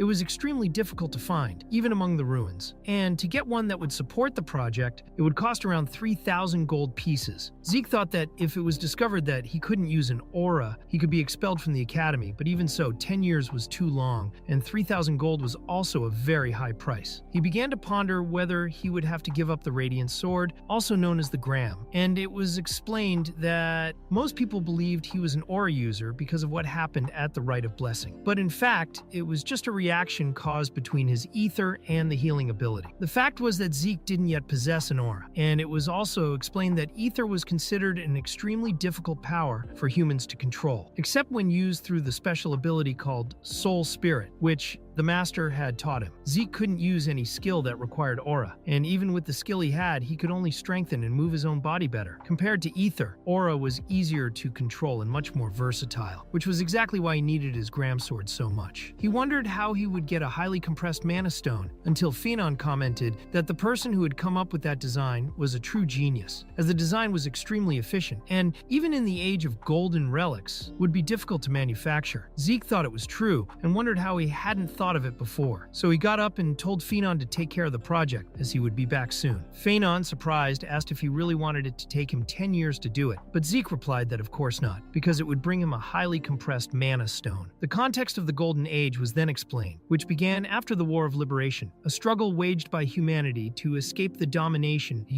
of the dragons. This era began when the evil dragon Bahamut was defeated by Terrakan Draker, which granted humanity an entire century of peace. During this time, ancient relics discovered within the dragon's lair, remnants of the Hero King's era, completely revolutionized magic to the point of surpassing modern standards. Among these relics was the highly compressed mana stone, capable of single-handedly sustaining the magical consumption of an entire village, and is considered an artifact of the Hero King's era. Later, in the Draker Academy's central library, it was explained that even though it was rarely used, it was still preserved because it was believed to have been founded by Terrakan himself. During an expansion of the records room, several relics from the Golden Age were discovered, which led to the direct involvement of the Magic Tower and the Archmage of Nirvana, although in the original timeline, this only happened 10 years later.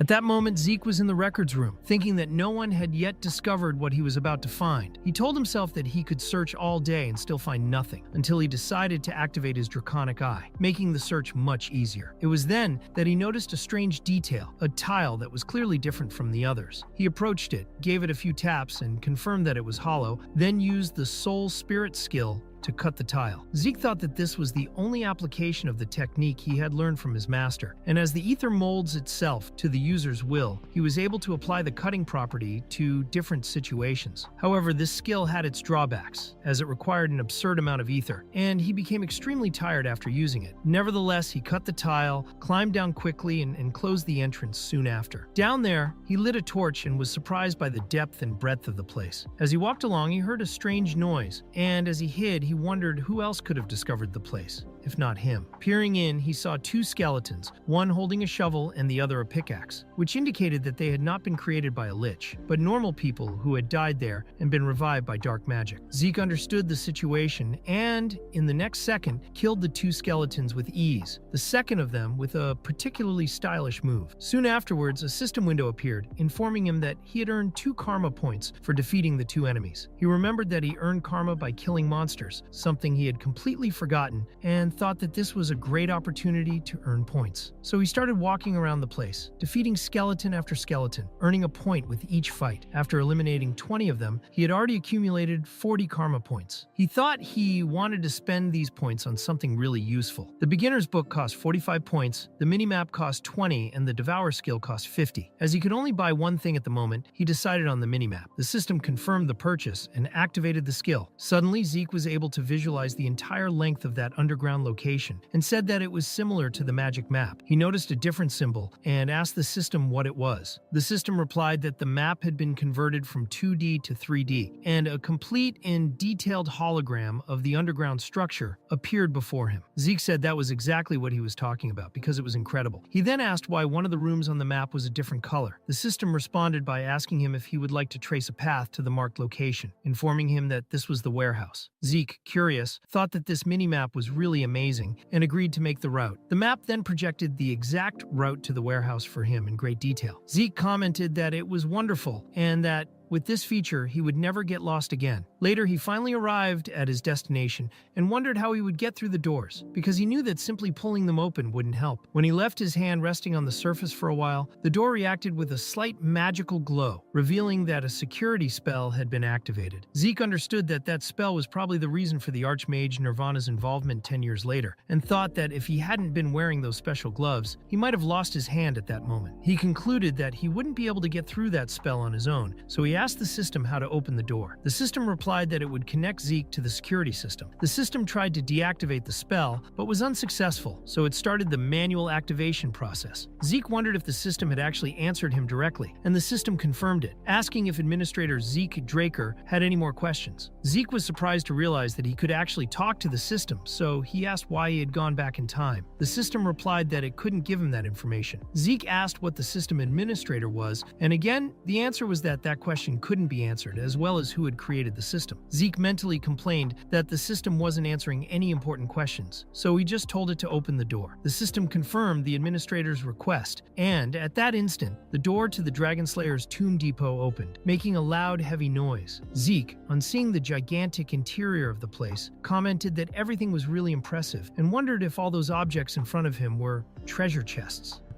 It was explained that treasure chests, as their name implied, were containers that held relics and items of great value, and that it was extremely rare to find even one of them containing a single relic. However, at that moment, Zeke opened one of the chests and was astonished, wondering if it really contained that many rewards. He said he would take it all for himself and set aside 4 highly compressed mana stones to give to Fenon. He started using points to expand his inventory, managing to store everything efficiently, and said that he would return to this place regularly until the day of his graduation. After picking up several relics, he decided that was enough for now. But then he felt a strange pressure in the room. It was a dark, oppressive presence, and Zeke realized that something was wrong. Leaning against a wall, he felt a magical energy run through his hand, and suddenly he was surrounded by magic circles that trapped him and teleported him to another location. When he regained consciousness, he asked the system where he was now, and the system informed him that he was in the house of the Dragonslayer. Zeke said that he had never read anything about it in the old records, especially about a room full of coffins, and he found it very strange. He opened the mini-map again and realized that he wasn't that far from the previous location, but there was no path connecting the two, which made him think that he might be in a secret area where no one had ever set foot. He decided he wouldn't ignore that place and removed the lid of one of the coffins, finding a suit of armor there. The system informed him that this was a Dragonslayer's exclusive equipment, and Zeke lifted the armor, which looked a little worn, but was still in excellent condition for something so old. Zeke said that, sure enough, that armor came from the Golden Age, until he noticed a special fit. He told himself that he wouldn't let this opportunity pass him by, so he took one of the compressed mana stones and inserted it into the Dragonslayer's equipment. The moment the energy was activated, the armor turned on automatically, which made Zeke extremely excited. Soon after, however, the armor began to act completely unstable, spinning wildly and going from side to side as if it had a life of its own. Zeke asked what was going on, and suddenly a huge explosion occurred in the center of the room. The system informed him that there had been an overload and that an explosion was imminent, recommending that he hide. Zeke, still in the midst of the smoke, replied that it had already exploded, and the system merely apologized for the delay. With the mana stone in hand, Zeke began to wonder if those stones were really used as a source of energy for this type of equipment. He pondered what exactly needed so much energy to function, and decided that he would ask Fenon about it later. Continuing his exploration, Zeke went through all the rooms in that underground place, picking up everything he thought was important, until he reached the last room, which had only one object, a glass cube. As he approached it, the system popped up with a message that left him completely shocked. The system informed him that the thing in front of him was the cursed heart of the Bahamut dragon, the true legacy left by Tarakan Draker. Zeke was surprised, thinking that the Tarakan hero must be crazy to keep something like that as a gift. He then understood that the strange sensation he had felt before had come precisely from there. But now that he was in front of the heart, he realized that the sensation was even more intense and different. The system alerted him that the cursed heart of Bahamut was reacting to the administrator's presence, and soon afterwards, a dark voice began to speak to Zeke, saying that it heard him, that it understood him, and that it was going to kill them all. At that moment, the system activated the mental protection called Resilient Mind, and Zeke came back to consciousness. He asked, frightened, "Kill who? Why would he do that?" And that's when he realized that his draconic eye had been infected by that evil shadow. Confused, he wondered what that curse was until the shadows turned into a whirlwind that surrounded the entire room, enveloping Zeke completely. When the heart began to emit an intense light, the system triggered an urgent mission. He had to defeat the curse on Bahamut's heart, for this was Tarakan Draker's true test. Zeke didn't even have time to react. He tried to activate his resilient mind again, but the activation failed, and he was completely taken over by that killer instinct. It was as if an entity inside him was ordering him to kill everything around him. Desperate, Zeke banged his head on the glass cube and, even under pressure, gave a smile and asked that voice in his head to stop talking, saying that it was too annoying. In a firm tone, he asked if what she wanted was freedom, and concluded that freedom had to be earned. With that, he broke the glass cube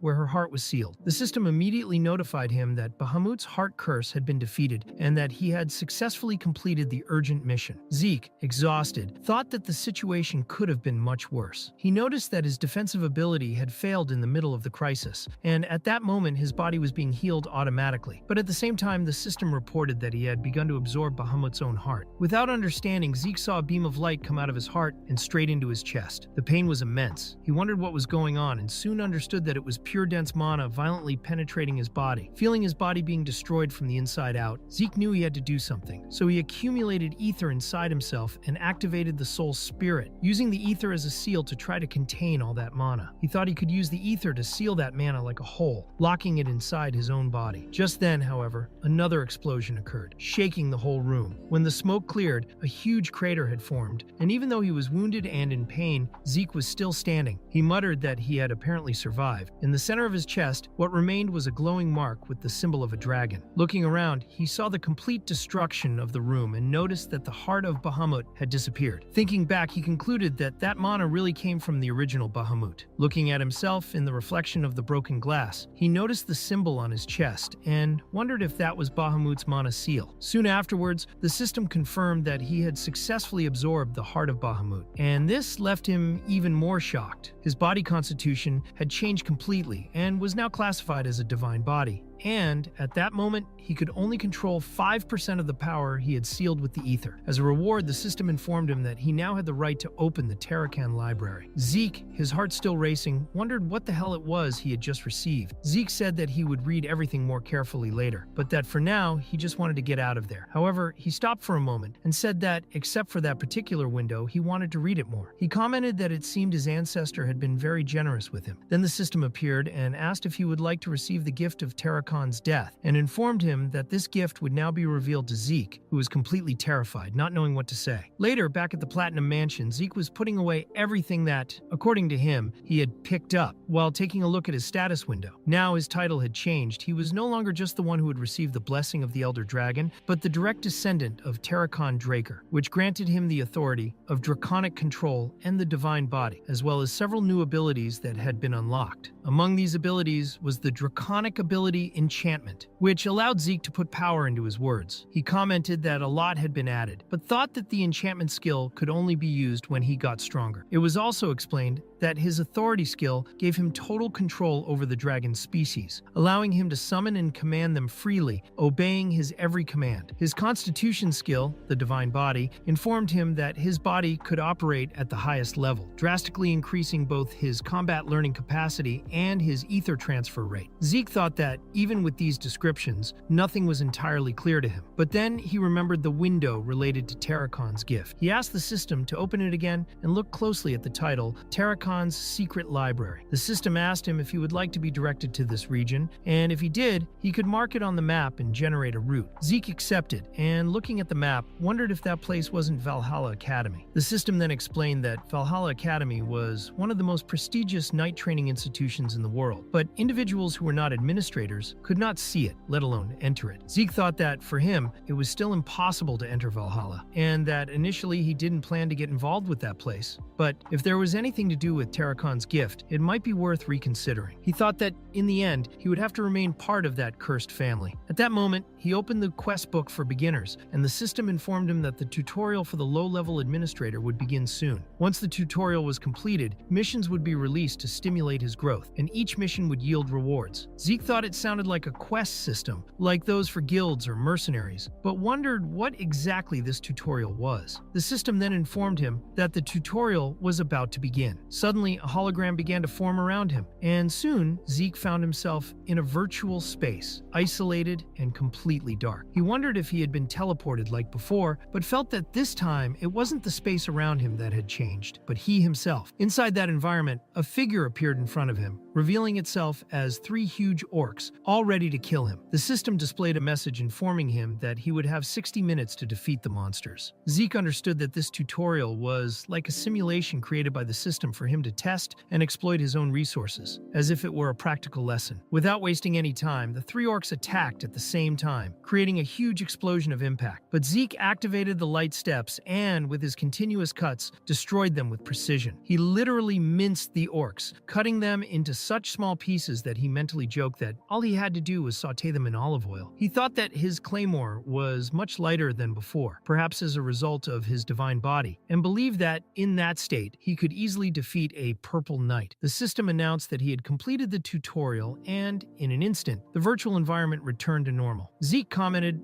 that it was impressive and that he was already back, but he thought that the tutorial felt like an illusion, although he had felt everything as if it were real. The system informed him that for the time it had taken him to complete the mission, he had received a great reward and had earned 40 karma points. Zeke wondered if he could use these points to buy new items. Zeke commented that that catalog was huge and incredible, and thought that there were relics in there that would be worth a fortune in real life, and that he could make a lot of money reselling that kind of item. The system informed him that, yes, he could sell items directly from his inventory, but that his basic training claymore was not eligible for sale. Zeke considered the idea of selling the relics he had obtained, but realized that their value would drop a lot when he resold them, so he decided to close the window and stated that he would only use that function if it was extremely necessary. Feeling tired, Zeke commented that it had been a long day and that he would have a good night's sleep. The next day, back at the Academy's research center, Phenon asked him if he had really obtained a highly compressed mana stone and wanted to know how he did it. Zeke replied that it was a bit complicated and asked him to put it aside for now, then asked how long the project would take. To his surprise, Phenon said it was already complete. Zeke, amazed, said, "Well, already?" thinking it was impressive, but Phenon replied that the most impressive thing was that he had brought that stone. Zeke thought that Phenon was beginning to suspect him, and Phenon, in turn, thought that all the mana stones discovered on the continent were registered with ancient texts. But when he checked this stone, he saw that it had no registration number, which made it impossible to trace its original owner. Zeke thought he was certainly being suspicious, but it was simple. The stone had no registration number because he was the first to find it. Knowing how intelligent Phenon was, it was natural for him to be suspicious. Zeke approached and asked if, now that he had confirmed that the stone had no inscription number, they could leave. Phenon asked if he had known that before, and Zeke thought that the man was too talented to be stuck in a place like that. They then went together to Galleon's smithy, and there, Galleon began to activate the machine with several magic circles. The magic brazier began to emanate powerful energy, and Galleon was very impressed just to see it working. Even Phenon was clapping his hands, congratulating the group on the success of the project, before saying goodbye, saying he had to go. Galleon thanked Zeke deeply, saying that he had never imagined that he would complete the magic brazier while he was still alive, and thanked him again. But Zeke replied that it was an agreement, so there was no point in thanking him, and reminded Galleon that he shouldn't have forgotten the condition. Galleon, with a determined smile, said that he hadn't forgotten, because he was a man of his word. Zeke then said that he wanted to forge a sword out of that material, and Galleon was silent for a moment before asking if it really was dragon's tusk. The system confirmed that it was specifically the Bahamut dragon tusk, which left Galleon in shock, saying that he had never seen a tusk that size and in such good condition. He asked where Zeke had gotten it, and Zeke only replied that it was a bit complicated to explain, while thinking that it was the real gift of Tarakon's death. Galleon, shaking with emotion, could hardly hold back his tears. He had created a magic brazier brazier, and now he had the chance to forge a sword with a dragon's fang. He said that he would exceed Zeke's expectations and create this sword, even if it cost him his life. Zeke remembered that, in his previous life, Galleon had taken exactly the same oath after having his life saved by him, and thought that he was still the same. Then, with a slight smile, he said he would leave it in his hands. As he walked back to his room, he was still thinking about what kind of sword he would get this time, and he couldn't wait to find out. Lying in his room at the Platinum Mansion,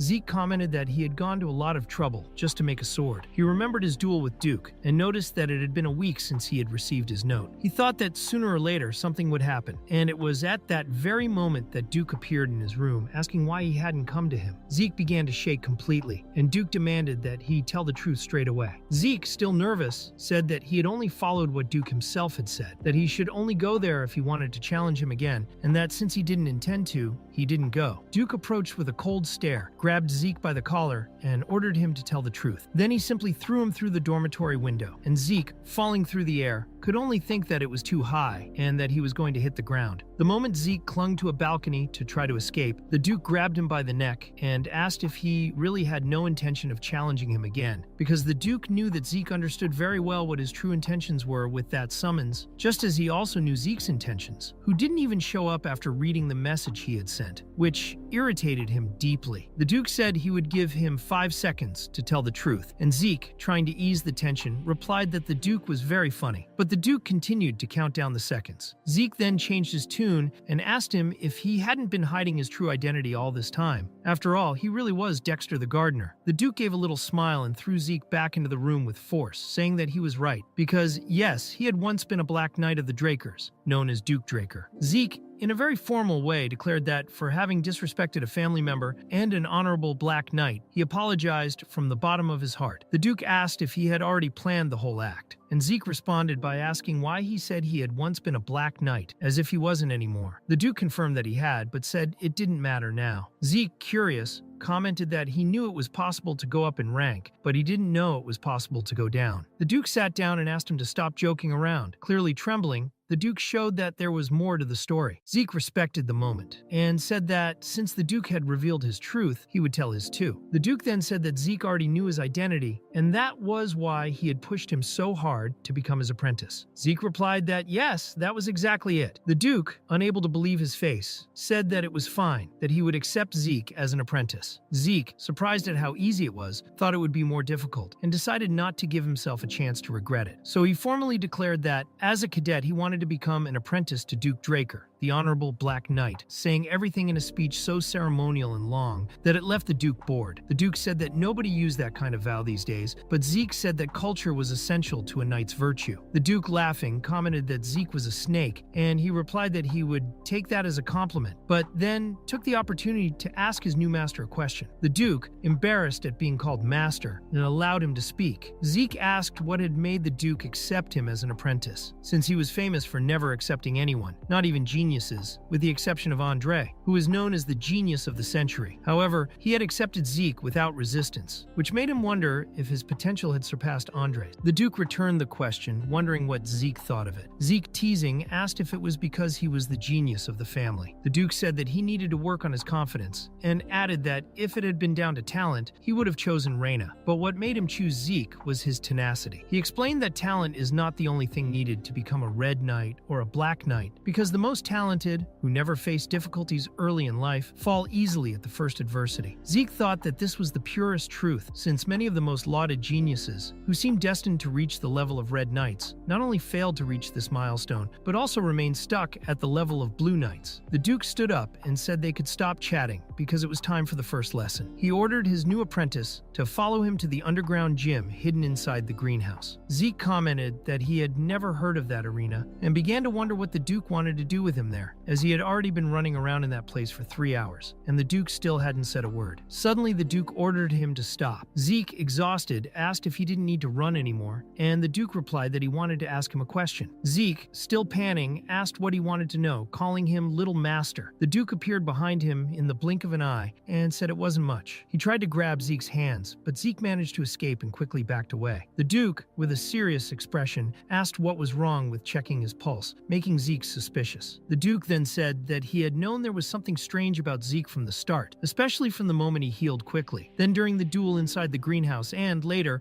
when he ran 500 laps of the gym without showing a drop of aura. That's when the Duke bluntly asked if the child couldn't use aura, and the Duke, coldly and firmly, said he was there to see the bronze statue. They said that a golden light had appeared that had never been seen before. Then the Duke approached and asked why Zeke wouldn't let him analyze his wrist. Zeke analyzed the situation and thought that the Duke wasn't suspecting anything, just curious. He thought himself lucky that it was the Duke who was standing in front of him and not someone else who might actually realize that there was something wrong with him. Zeke thought there was no reason to keep lying. Like it or not, just like in the past, he was the only one in his family who hadn't managed to awaken an aura. So he began to take off his gloves and said that his master was right. He activated his mana reflection, making everything around him dark. He explained that he did have mana reflection, which proved that he was a pureblood, but then he confessed that he really couldn't use aura. Zeke believed that this truth would be enough to cover all the other lies. He apologized for not telling them earlier, because if they found out he was a Draker who couldn't use aura, he would be crushed by his own family. He was very frightened and feigned a very convincing cry. Then he put his gloves back on and lit up the whole surrounding area. He asked his master what was wrong. The Duke stared at him in silence for a moment. He thought that, although a child was still a child who had awakened but had no aura was still something very strange. He remained silent, assessing the situation. Zeke realized that even when he looked at his wrist, the Duke wasn't sure of anything. The right of blessing was an absolute for any Draker. The Duke then found within his own mind a reason to justify what he was seeing and concluded that Zeke was an irregular. Zeke thought that made sense to someone who didn't know the concept of classes. It was only natural that such a person would think that way. The Duke explained that irregulars are people with anomalous abilities, such as using aura and mana at the same time, or predicting the future. For this reason, they are not treated well. He advised Zeke not to tell anyone. Zeke asked why his master thought he was an irregular. The Duke explained that he possessed absurd endurance and regeneration. No matter how slight a wound, it would still take time to heal, but in Zeke's body, everything healed almost instantly. What's more, he had practically infinite energy. The Duke then asked the boy what he thought this energy was. He said he thought it was aura. Zeke was constantly consuming his own aura in exchange for stamina and regeneration, so much so that there was hardly anything left for him to sense or channel into the sword. Zeke found this explanation quite plausible. He asked the Duke if this meant that he would never be able to use aura or live up to his master's expectations. But the Duke replied that he needn't worry, because his wind art didn't require aura to be used. He explained that a special art is a technique developed personally by a high-ranking knight. It is usually an application or specialization of the dragon-slaying technique. In general, it is used with aura, but his wind arts were based solely on his well-trained body. Then he said he would show Zeke how it worked. He took off like a rocket. The boy tried to follow with his eyes, but the Duke seemed to simply disappear and reappear in the blink of an eye until he returned to the same spot and asked if Zeke could see. Zeke said he could follow in his footsteps. The Duke said it was fine if he didn't show it again. Zeke confirmed that it had been enough. The Duke commented that the boy's confidence was worthy of a Black Knight. Zeke prepared to try to replicate the technique. He stomped hard on the ground, leaving the imprint of his foot, and performed the same movements. He also appeared and disappeared with speed. He thought that now that he was directly imitating the Duke, he could see things he hadn't seen before. Every movement was as if he were dueling someone, creating distance, attacking, dodging, and shortening space with purpose. He realized that every step had an intention behind it. When he had finished, the Duke could hardly believe his eyes. He thought it made no sense that this boy had been blessed. A week ago, he wondered what had happened during that time, because the difference between him before and now was like heaven and earth. The Duke thought the boy was perfect. Zeke commented that that was enough to become a Black Knight. The Duke grabbed him and said he was too arrogant. Zeke asked him if he wouldn't tell anyone, and the Duke replied that only if he was very respectful to his master. Later in the Academy's dining hall, Zeke had helped himself to a feast and was thinking that it had been a month since the Duke had started training him, and his appetite was only growing, until someone approached him. It was Andre, asking if he could talk to Zeke. He said yes, because he was just eating. Andre sat down and asked how Zeke had convinced Dexter. Zeke thought that, at this point in the story, Andre hadn't yet become the Duke's disciple, so that certainly made him anxious. Zeke replied that he hadn't done anything special. Dexter had just come to him and chosen him as an apprentice. Andre stared at him and said it was because he was a pureblood, wasn't it? At that moment, Zeke put the cutlery on the table and asked if Andre had an inferiority complex. Andre, trembling, asked if that was all he had to say. Zeke said not really. He explained that, of course, that could have been one of the reasons, but he believed that the Duke wasn't someone who would care about that alone. The fact was that he had aroused the Duke's curiosity with his own abilities. Zeke told Andre that, instead Instead of holding on to this inferiority complex, he should strengthen himself and stop thinking that people with pure blood are better just because of that. Later, in the greenhouse's underground arena, someone was running while the Duke and Zeke watched. Zeke asked how he was doing. The Duke replied that he didn't know exactly what it was all about, but Andre had shown up begging to become his apprentice. The Duke said that he could only become an apprentice if he completed 300 laps of the arena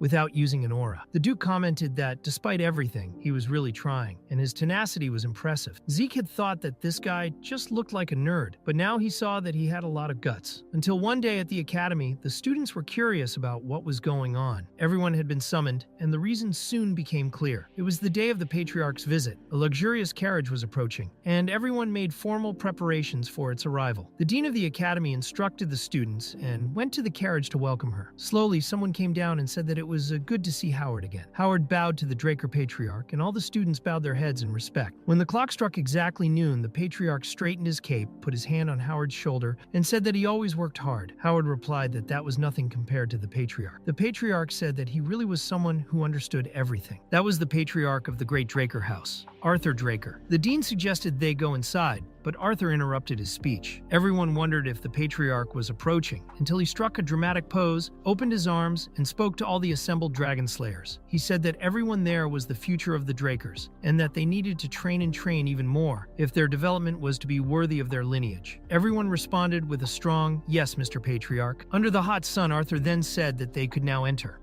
Later, in a room with his father, was Zeke, paying complete obeisance to the Patriarch of the family. Arthur chuckled and said that nobody used that kind of ancient reverence anymore. He asked his son to sit down and said that he'd heard he liked tea, so he'd prepared one for him. Zeke thanked him and sat down, wondering if even his taste in food and drink were being reported to his father. It was said that there are things that even the Emperor himself doesn't know, but there's no information that a Draker doesn't have. Zeke thought that maybe it was true. Arthur said he'd called him there because he'd heard he'd become the Duke's apprentice. Zeke thought his father was getting to the point. He confirmed that he was and said that the Duke had done him a great favor by accepting him. Arthur replied that this was true and commented that he didn't know what Zeke's goal was, but that he should keep learning from the Duke. Before he could continue, Zeke interrupted and said that his goal was to become the most powerful person on the continent. He said he wanted to be more powerful than anyone else, because only then would he be free. He sipped his tea, put the cup on the table, and said that this was his goal. The atmosphere became heavier with his father's intimidating presence. Arthur asked if Zeke wanted to overtake him too. Zeke began to feel the pressure, started to sweat and shake. He recognized that feeling. It was the astral sword, a power that intimidates all living beings around it. Only someone who had reached the pinnacle of a Black Knight's aura was capable of using it. Even so, Zeke barely resisted and replied that yes, he wanted to surpass his father. Arthur gave a small smile and deactivated the astral sword. He said it was the most interesting thing he had heard in a long time. He explained that he was there to help the academy and also to help his son, but he didn't think that would be enough. Suddenly, he placed an object on the table. It was some kind of card. Arthur explained that it was a gift for Zeke becoming the Duke's disciple. He said it was a black card, and by the look on Zeke's face, I knew he recognized it. Zeke thought it was an exclusive credit card, given only to strictly selected people. He never imagined seeing one in person. Just having one of those already granted incredible benefits. What's more, the card had no limit. Arthur said that Zeke could use it freely. Zeke bowed, thanked him, and said he would only use it when it was really necessary. He thought his father was trying to play nice, but his intention was obvious. Using that card left records, and Arthur clearly wanted to keep track of his steps. But if that was his method, rather than resorting to the Black Marshal Squad, then it meant that Arthur still didn't see Zeke as a threat. Arthur commented that he no longer wanted to take up his son's time. He said he was sure he had been very busy lately and authorized his departure. Zeke replied with a "Yes, Patriarch," and left the room in silence, walking down the corridors. Meanwhile, the Duke let out a deep sigh as he was present in the room. The Duke said that Arthur was sick. Arthur asked why he was so angry. The Duke replied that Arthur was playing father and son with a child he had abandoned and neglected for so long. Arthur said that the Duke knew he didn't have much choice as head of the house, and that what had just been said was almost a slur against his character. The Duke sat down and said that he was fine, to arrest him then. Arthur replied that the Duke was the only person he could talk to without worrying. He took a small flask from his coat and asked if he wanted a drink. The Duke looked and asked if that was dragon's breath, and a red one at that. Arthur changed the subject and asked if the Duke knew that the atmosphere on the continent had been very strange lately. exactly? The Duke replied that he had no idea, as he was isolated in the academy. Arthur said that he had eyes and ears everywhere. The Duke said that Arthur was a real snake, asking things even though he already knew the answer. Arthur explained that the Emperor had gone mad with the idea of immortality and was now looking at the whole continent. The Duke asked if he really believed it was possible. Magic could make people look younger, but immortality was impossible. Arthur agreed, but said that what if what he was looking for was the relic of the ancient dragon? That made the Duke a little more curious. Meanwhile, on the other side of the wall, Zeke was listening to the whole conversation. He was using the ether soul manifestation for this. The Duke told Arthur that, although unlikely, it was a possibility. Arthur confirmed it and said he probably knew where the relic was. He said that the Order of the Black Knights had been sent to the northern continent in search of more clues. The Duke asked if this was information that the Empire didn't already know. Arthur replied that it was, but that it was only a matter of time before they found out too. Arthur said it was reminiscent of the past. That damn crazy Emperor, the moment he ascended the throne, started a war to unite the entire continent. Only after taking the center did the war end. The Duke commented that he imagined the Emperor wouldn't fall for that kind of dream, but apparently he wanted to be immortal. Arthur said that if the Emperor really believed that an artifact could make him immortal, the continent would once again be dragged into a sea of flames and war. That's why Arthur said he was going north himself. The Duke asked if he would leave the house empty, even though he knew that insane Emperor was out there. Arthur replied that that was exactly why he was meeting the Duke. The Duke said he was as sneaky as a fox. The two toasted their glasses. The Duke commented that Arthur always left the most irritating tasks to him. By then, Zeke was exhausted from listening to the whole conversation and fell over from using his ether so much. He thought he had used the soul manifestation for too long. Even after absorbing Bahamut's heart, that kind of side effect still hadn't disappeared. Zeke began to reflect on the ancient dragon. The relic of the ancient dragon was the statue he had taken before going back in time. That voice he had heard, the system he had acquired, it all made sense now. He had stolen the artifact that the Emperor wanted, an artifact that would fulfill his wish. The Empire had mobilized that entire unit to try and recover it. But at that moment, Zeke was so blinded by revenge that he didn't even realize what had happened. Even so, he now knew what the administrator's system was that had sent him to the past. That was the function of the ancient dragon artifact. But he still wondered who had created it and why they had chosen him. He sighed deeply and realized that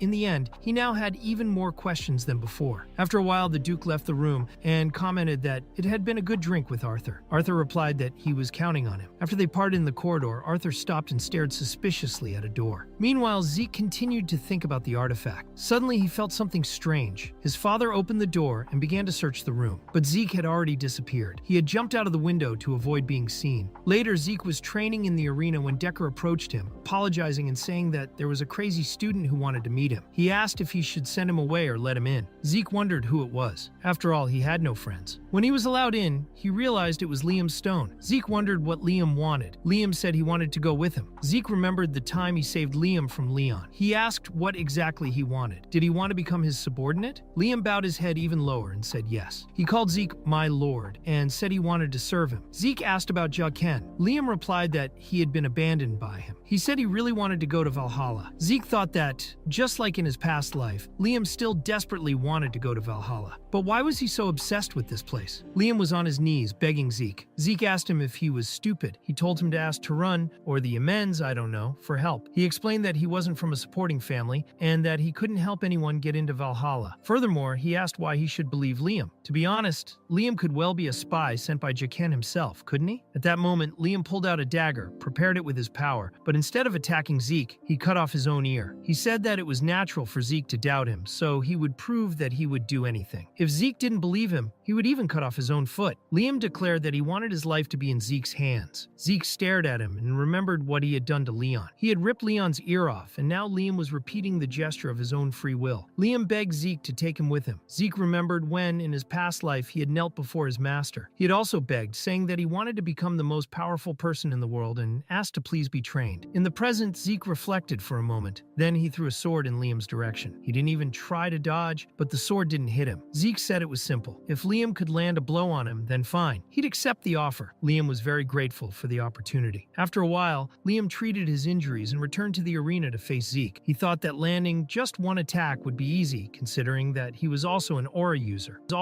But as he stared at Zeke at that moment, he began to wonder if he could really do it. Liam was nervous, shaking all over. He thought he could barely breathe at that moment. Then the two of them lunged at each other, and and their blades collided with great force, but only one of them was disarmed. The sword flew away, and it was Liam who lost the weapon. Zeke looked at him and asked if that was all he had. He said he was pretty miserable. Zeke recognized Liam's determination, but made it clear that, with his mediocre skills, he would never get anywhere near Valhalla. Then he turned away without hesitation, reflecting that it was true what everyone had been saying, that Liam had only managed to get there because of the intervention of his personal assistant. Jaqen had completely sidelined him, and, with such a distant lineage, without this special help, he probably wouldn't even have made it through the gates of the cradle, especially considering that academy was known for being so ruthless that it even expelled Zeke himself in his past life, which made it perfectly natural for someone like Liam to be discarded without any mercy. What struck Zeke most at that moment was the fact that Liam, even after being humiliated, clung desperately to his leg as if his whole life depended on it. This reminded Zeke of the past life in which Liam was actually expelled from the academy and saw his order completely destroyed. Even so, he managed to reach the level of Red Knight and became famous as the Mercenary King. But now,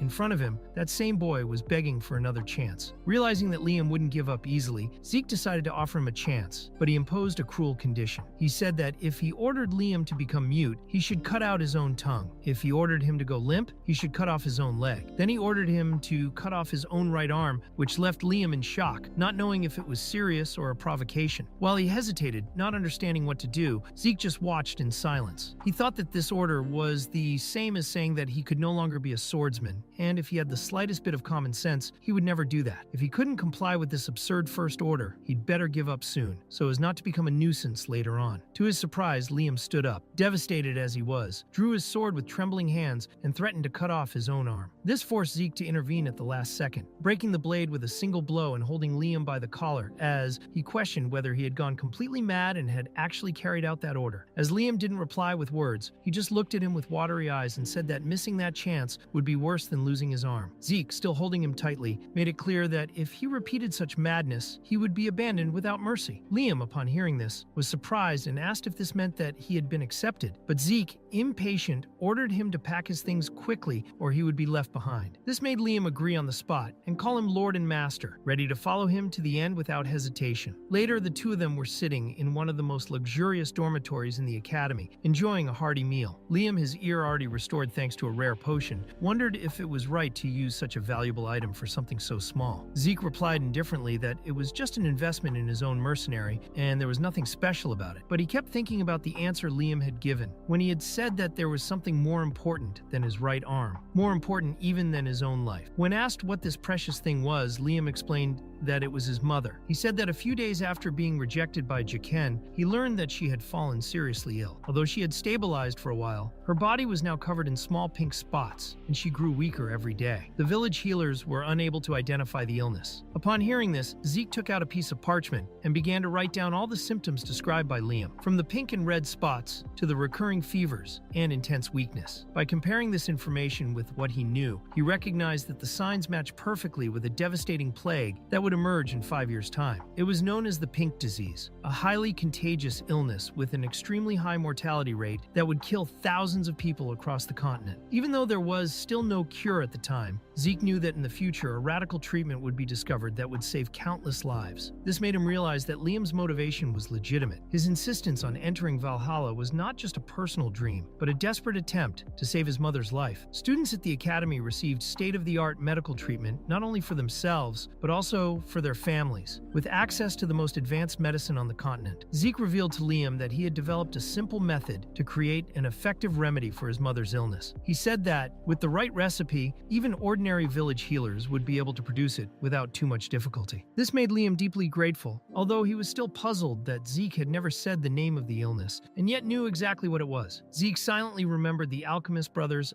Al and Jeff, two geniuses who, 5 years in the future, would develop a powerful treatment against pink disease. Unfortunately, the Alchemists Association would see the discovery monopolized, selling the cure for absurd prices and taking advantage of the family's desperation. The news spread so far that even he, a defeated warrior at the time, heard about the formula. Now, with this knowledge of the future, he was able to recreate the recipe with ease and offer it to the boy who had shown so much faith in him. Then he told Liam that, with this formula in hand, he no no longer needed to fight to enter Valhalla or continue to serve as his subordinate, since he had already achieved what he sought so much. But Liam stood up firmly and declared that, from that moment on, his life belonged to Lord Zeke. Swearing total loyalty to the man who had saved his hope, Liam made Zeke think that receiving a vow of loyalty from someone who, in the past life, would become the feared mercenary king could be extremely advantageous for his future plans. So he accepted naturally, but made it clear that if Liam was too slow, he would be left behind. The boy immediately replied that he would follow his lord wherever necessary. Later, in the Academy's central building where the dean was based, Owen, one of the most influential cadets, showed up with an unusual proposal and suggested to Dean Howard that he increase the difficulty of the tests for that semester. He justified it by saying that the first-year students were well above average, made up mostly of children from large families, and that they already had 2 pure-blooded awakened students. If the difficulty was kept the same as the previous year, the test would become ridiculously easy for this new generation. Although the suggestion sounded arrogant, Howard recognized that it made sense and said he would consider it. As soon as Owen left, the dean remained silent, reflecting on the boy and realizing that he bore many similarities to a well-known figure from the past. Thinking about the possible problems that could arise, he concluded that it might be better to eliminate Zeke before it was too late. On the day of the semester test, during the dungeon exploration test, it was explained that the participants would have to split into pairs and be thrown into isolated dungeons, where the aim was to escape before the time limit ran out. This task was considered extremely difficult, and the selected groups had to survive using strategy, strength, and teamwork. Although the danger was controlled, there was still the risk of failure, as each dungeon had its own variation in difficulty, but none of them were fatal. The main focus of the race was to develop decision-making skills under pressure. Each duo was given a 96-hour timer as soon as they crossed the magical entrance gates. In addition, performance in battle was assessed by the monsters killed, and extra points could be earned by presenting the heads of the defeated creatures. When Zeke and Liam were about to be called up, Zeke calmly asked if his partner was nervous. When he noticed that he admitted to being a little tense, he explained that this was natural, as excess fear could cause fatal mistakes, but overconfidence also led to a fall. The ideal was to maintain a balanced tension, as this acted as an internal warning, protecting against recklessness. The two of them were then directed to their dungeon, but not along the traditional path that everyone else was following, but down a darker, narrower corridor with a heavy atmosphere that seemed distinctly dangerous. When one of the guards questioned why those cadets hadn't been sent like the others, Zeke realized that there was something strange about the situation, but decided to follow exactly as instructed, believing that it would be better to find out what was behind it inside the dungeon itself. The most important thing in the test was not just to face the monsters or accumulate points, but to get out of the dungeon before time ran out. If they didn't manage to escape within the time limit, they would fail disgracefully. Later, while they were resting in a makeshift camp inside the dungeon, Zeke told Liam that he could use some sleep. Liam, seeing that Zeke himself had set up camp and prepared the meal, insisted that his lord rest first. Zeke reassuringly said that it wasn't necessary, as he was able to stay awake for up to 4 days straight thanks to his condition. Liam, even a little embarrassed about agreeing to rest first, said that he needed to regain his strength to protect his lord when necessary. Zeke, before letting him sleep, assured him that if anything happened, he would wake him up immediately. As he kept solitary vigil in the silent camp, Zeke reflected that it had been 16 hours since they had entered the dungeon. Added to the days he had spent training without sleep before the test, he had already accumulated more than 90 hours awake. Although his infinite stamina ability prevented physical exhaustion, it didn't prevent mental fatigue. In an environment like that, where danger could arise at any moment, he knew he couldn't take any chances. He decided to stay alert, but began to hear a soft sound, like bells in the distance, and realized that sleep was beginning to overcome him. Although he tried to stay awake until Liam woke up, his eyes closed briefly. An icy cliff appeared in his thoughts, a bleak landscape, and beneath it, the dead body of someone he couldn't make out, until he suddenly woke up, certain that this was the same recurring dream he had been having recently. Again, he had heard a bell before the dream happened. A few seconds after waking up, Zeke heard a noise coming from the darkness and quickly put out the fire, so as not to attract attention. He woke Liam at the same time as informing him that something was approaching. Although he had the dragon's eye ability, he knew that using it whenever there was a risk would be too dangerous for his own body, so he preferred to adjust his eyes to see better in the darkness. Until he smelt a strong, unmistakable smell of sulfur, a smell he knew all too well, as it belonged to a rank 3 monster, a hellhound. Although he remembered that in his past life, during the semester test, Reyna had hunted a warg, he couldn't imagine that they would put hellhounds in that place too. But there was something even stranger. The room was too quiet, and the footsteps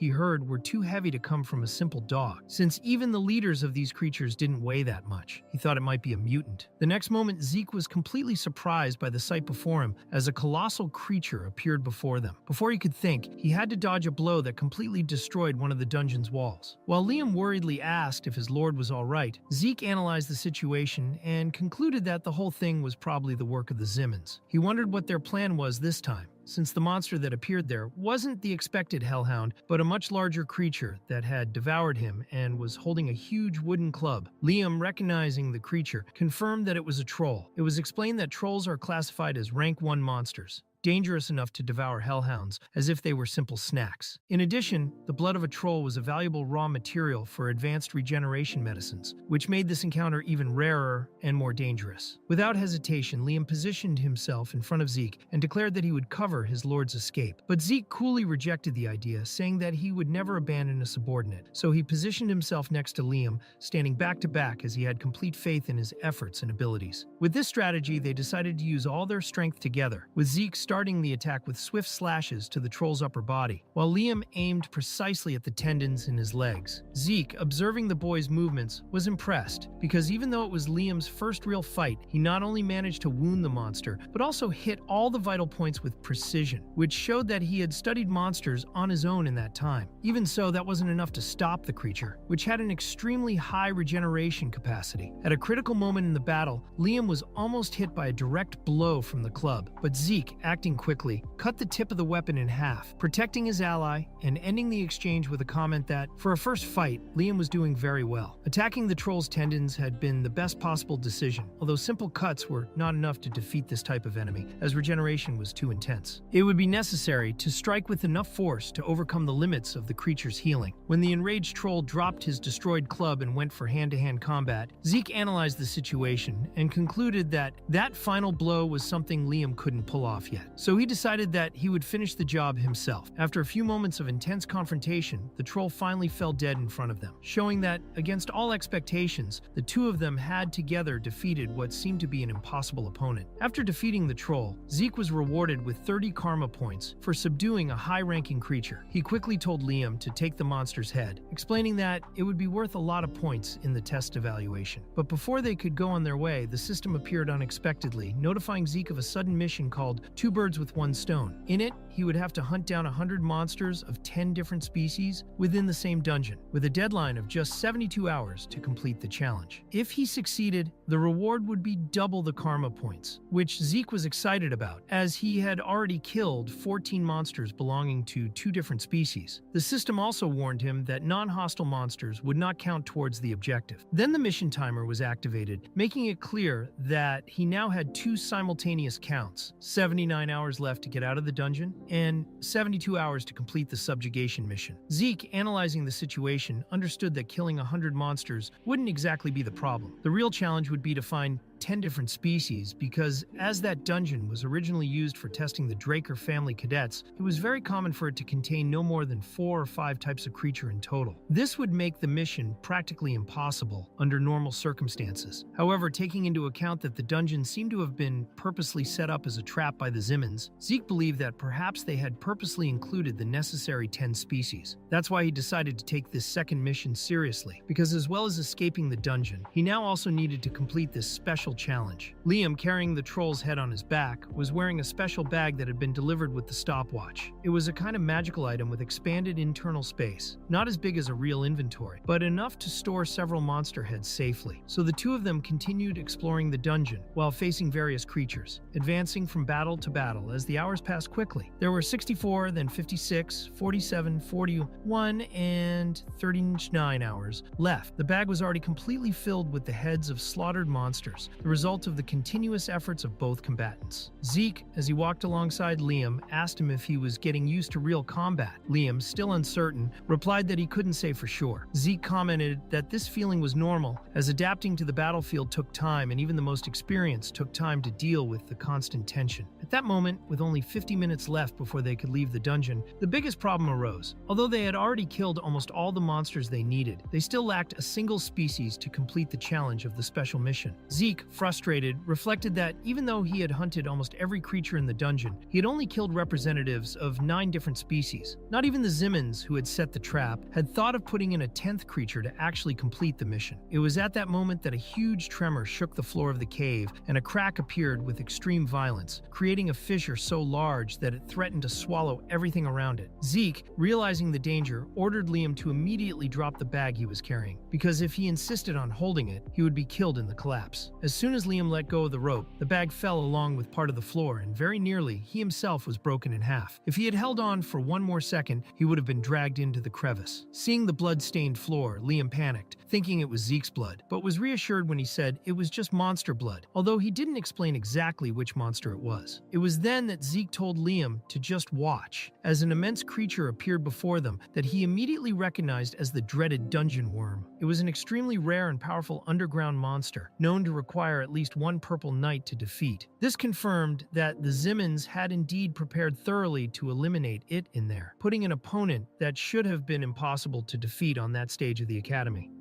Although Liam was visibly worried about the situation, Zeke didn't hesitate to take the front line, going straight into combat against the colossal creature that emerged from the depths. But of course, Liam wouldn't stand by while Zeke tried to block the gigantic creature's attacks and deflect the worm's movements away from the camp. He knew that even Blue Knights avoided direct confrontations with this type of monster, since the worm consumed the earth as it moved. This meant that if they took too long to defeat it, the structure of the dungeon would collapse completely and bury them alive. So Liam, without hesitation, began to block the creature's rapid attacks and soon managed to land a sharp blow that tore through its body, spreading viscous blood all over the area. Zeke, taking advantage of the opening, climbed onto the worm's body and tried to cut it in half by driving his sword into the creature's entrails, but ended up being pierced by the thorns hidden under its skin. He was trapped in the creature's body and at a disadvantage until he was saved by Liam, who was climbing the worm with surprising agility. His interference reduced the monster's pressure, allowing Zeke to escape the trap and reposition himself. Liam, seeing the Lord's condition, asked if he was all right. Zeke, surprised, asked what exactly Liam had done. The boy explained that he had coated his sword with a special anesthetic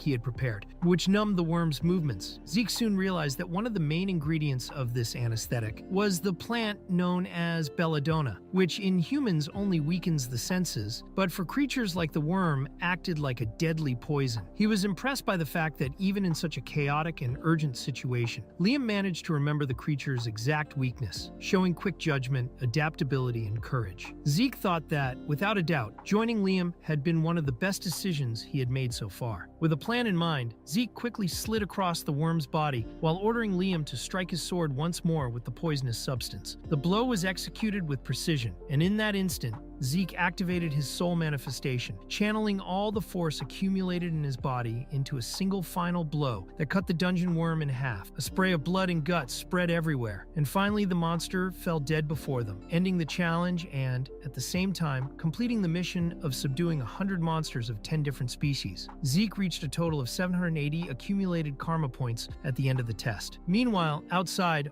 all the other students had already finished their tests, handed in the heads they had collected, and counted the points to receive their marks. Now it was Reyna's turn to be assessed, receiving 30 points for escaping the dungeon, plus 20 goblin heads, 2 robbed goblin heads, and 1 orc head for a total of 180 points. The result caused a stir among the evaluators, as this total was very close to the old record set by Abel. Many commented that the purebloods really were a level apart from the rest. The instructor commented that this was to be expected of a Turun, praising her performance for easily surpassing the required average of 130 points. Reyna coolly thanked him without much expression. Soon after, it was Owen's turn to be assessed with a total of 120 points. It was a good result, as it beat the average by 70 points, but he still felt humiliated at having been outdone by Reyna. Although he tried to keep his composure, inside he was filled with rage, convinced that she couldn't remain arrogant forever. At least he believed he had managed to sabotage Zeke, until, to his astonishment, he heard the voice he hadn't expected to hear there. Zeke suddenly appeared carrying the colossal head of the dungeon worm alongside Liam, unceremoniously dumping it on the ground in front of all the cadets, instructors, and assessors. Everyone was shocked to see the monstrous trophy thrown in front of them. Zeke wryly remarked that it had been a long time since he'd seen sunlight, while observing Owen's expression, which was clearly not happy. He then commented that that expression of disgust suited his personality better, teasing the boy directly, and even asked if he was leaving already. calmly, as if nothing had happened. Owen, poisoned by his own wounded pride, thought that one day he would make all those damned purebloods pay. Zeke, completely ignoring his rival's discomfort, walked up to the assessor and instructor Andre, greeted him directly and commented that it had been a long time since they had last seen each other. Andre, focused on his work, only replied that he was there to carry out his duty rigorously, and asked if it was true that the dungeon worm had swallowed the bag where all the heads collected over the last 4 days were stored.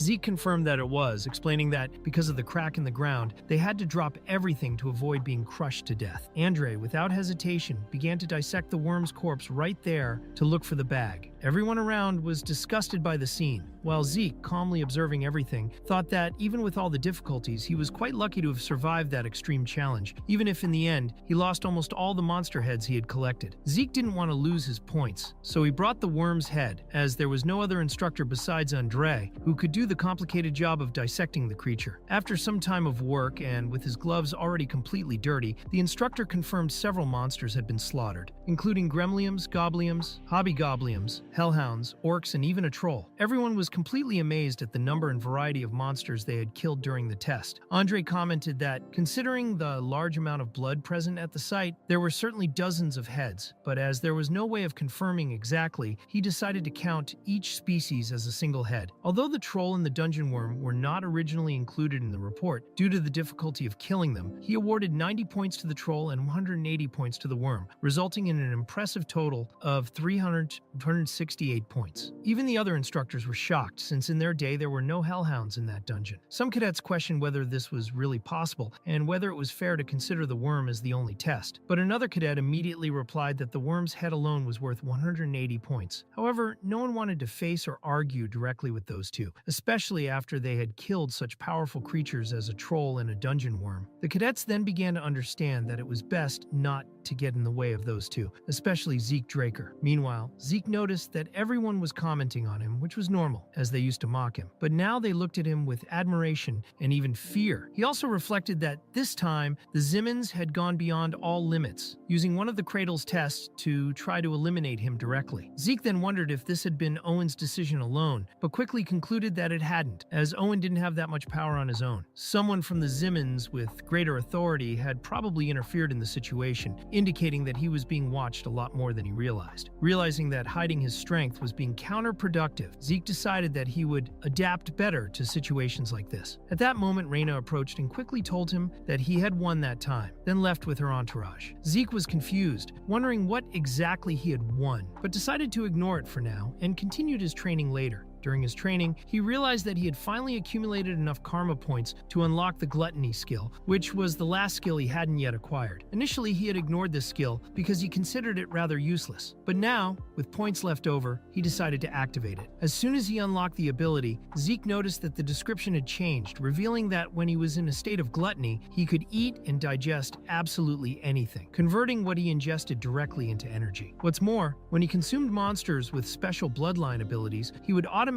absorb those abilities too. Zeke then thought that he should have activated this ability before the test, but now he was determined to put this powerful energy conversion ability to the test. Then, when Zeke touched the meat, a strange energy began to flow from it, as if it were an evil aura that slowly melted and digested all the meat. In a few moments, the meat disappeared completely into that darkness, and soon afterwards, the system told him that he had recovered some of his energy because of that absorption. Zeke quickly realized that his migraine had disappeared as if he had taken a long nap, and his mental fatigue had also decreased significantly. His whole body seemed rejuvenated, both mentally and physically, including even his ether energy, which had been partially restored. Noticing these effects, Zeke concluded that this skill was definitely worth the 50 karma points spent on it. Excited by the benefits, he began to throw more food into the shadows of gluttony, thinking that with this skill he could greatly reduce the risks of his other skills. Now he could recover his mental fatigue, and combined with the infinite stamina he already had, he could restore his physical fatigue as well. He could literally stay awake for 24 hours without feeling hungry or sleepy. As he was planning to start this new routine immediately, he noticed someone standing next to him and was irritated to see that it was Decker, as he had already made it clear that he didn't want to be disturbed during his training sessions. However, Decker quickly explained that he had a very important message to deliver, informing him that Zeke's sword was finally ready. When he heard this, Zeke was excited, as he had been looking forward to it, so he decided to go immediately to meet Galleon to get his new weapon. While waiting for Galleon to bring the sword, Zeke wondered what it would look like in this life. In the past life, Galleon had made a sword using mithril and pure steel, known as the legendary Sword of Radiance, Graham, a weapon famous and recognized only for its brilliance. This time, however, Zeke had given him a completely different material for its manufacture, using a dragon's tusk as the base. He was curious whether the end result would be similar to or completely different from the famous Graham. However, when Galleon finally brought the sword, Zeke was confused and immediately wondered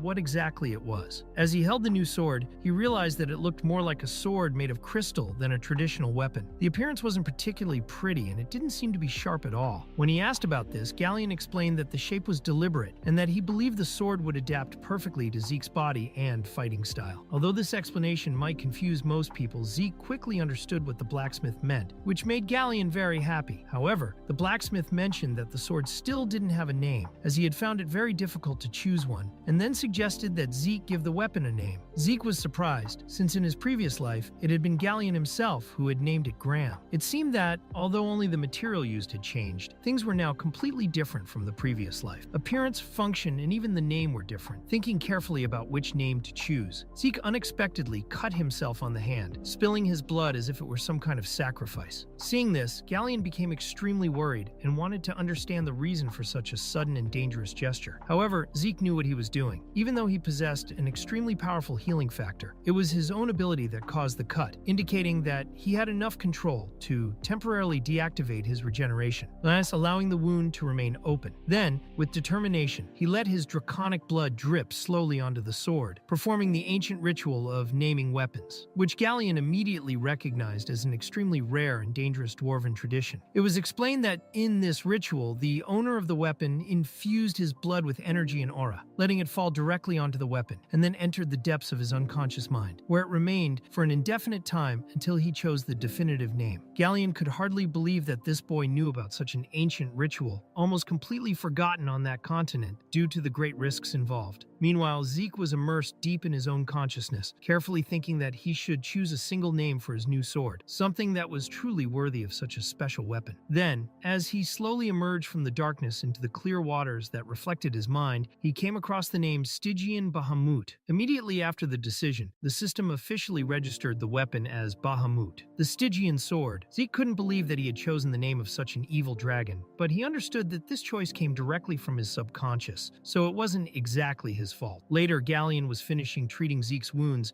and commented that he was really impressed that Zeke had performed the ancient dwarven ritual. Zeke just smiled and quickly explained that he had always appreciated dwarven culture and history. At this point, Galleon asked him to wait a little longer in his store, as he had something special to give him, and Zeke quietly agreed, saying that he didn't need to rush. While he waited, Zeke looked at his wound again, noticing that it hadn't really been healed by his automatic healing factor. This meant that he had full control to suppress his own passive abilities when necessary, something that could help him a lot in the future. In this way, he could hide his most valuable abilities and avoid dangerous situations like the one with the Duke. He also felt a little guilty about hiding these abilities from Galleon, but he planned to remove the bandages and heal himself when he got home.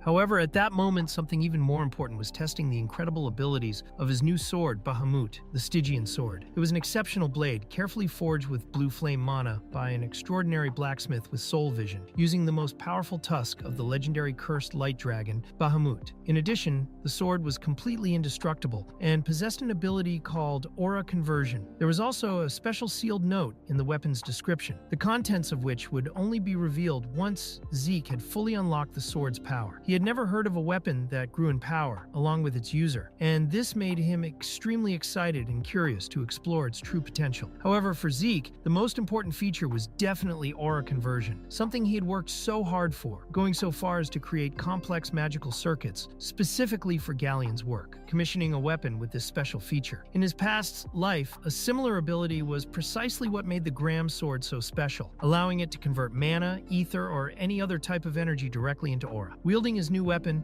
Zeke immediately realized that for someone like him, who was born without the natural gift of manipulating aura, this ability was exactly what he needed to reach higher levels, even the level of the legendary Black Knights. Finally, Galleon returned, apologizing for the delay, saying that he had finally found the gift he was looking for, but ended up interrupting his speech when he was struck by the powerful aura emanating from Zeke's body as he held the sword. Galleon immediately realized that the aura emanating from Zeke was incredibly pure and clean. It was an energy so powerful that, that, without any effort, it could overcome even a purple knight. Zeke then commented that the sword created by the blacksmith was absurdly good, to which Galleon humbly replied that, with such a powerful furnace, it was no big deal. Nevertheless, he asked Zeke to take a look at something special. Galleon explained that this particular scabbard had been created personally by his own master, and upon hearing this, Zeke was surprised that he had never heard of this master, not even in his past life. The master's name was Golan Jobert, and after a few moments of reflection, Zeke finally realized who this legendary figure was. It was none other than Golan Jobert, the greatest blacksmith on the continent, and considered the most talented dwarf blacksmith in history. All his creations were famous for fitting their users perfectly, and collectors were willing to pay fortunes for any piece he made. Surprised, Zeke asked directly if Galleon really was a disciple of Golan Jobert, and on hearing this, Galleon was a little taken aback, asking if Zeke could also read the language of the dwarves. Zeke, however, replied calmly that if he really was a creation of Golan Jobert,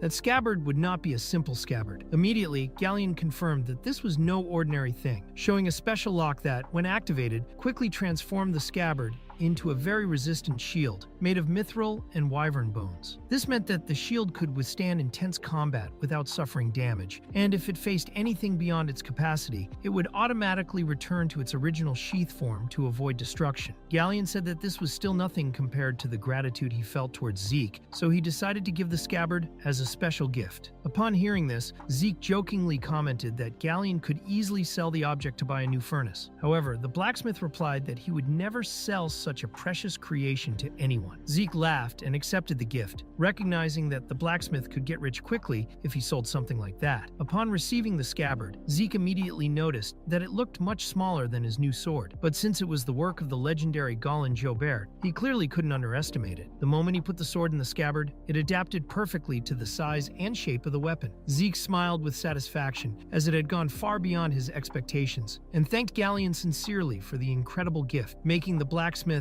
very happy that he had liked it. Later, while training again, Zeke decided to examine a pair of gauntlets made of meteoric steel. However, the system warned him that these gauntlets had no special properties, as such properties were only activated when used with a complete set of meteoric steel. These gauntlets had come from the first chest obtained during that unexpected mission inside the dungeon. At first, he thought it was just an ordinary treasure, but he noticed that it contained something much more valuable. Much curious to see if the second chest also contained something of meteoric steel, he immediately opened the new box, only to be confused when he found a torn map. At that moment, the system announced that he had found a map containing traces of the legendary hero Kaiser, known as the King of Heroes. Kaiser had been the leader of the Knights of the Clock Tower and was described in a popular biography on the continent as the founder of the brilliant kingdom of Kronos. However, that biography was so full of incredible feats and fantastic stories that no one believed them to be real, treating them as pure fiction. Now, however, Zeke had clear proof that the hero Kaiser really did exist. The system quickly made a detailed analysis of the map, marking a specific position on the minimap, located in the Giant Mountains, a territory dominated by barbarians. Even so, Zeke realized that conquering that location would be easier than he had imagined. At that moment, the system informed him that, thanks to the skills he had acquired,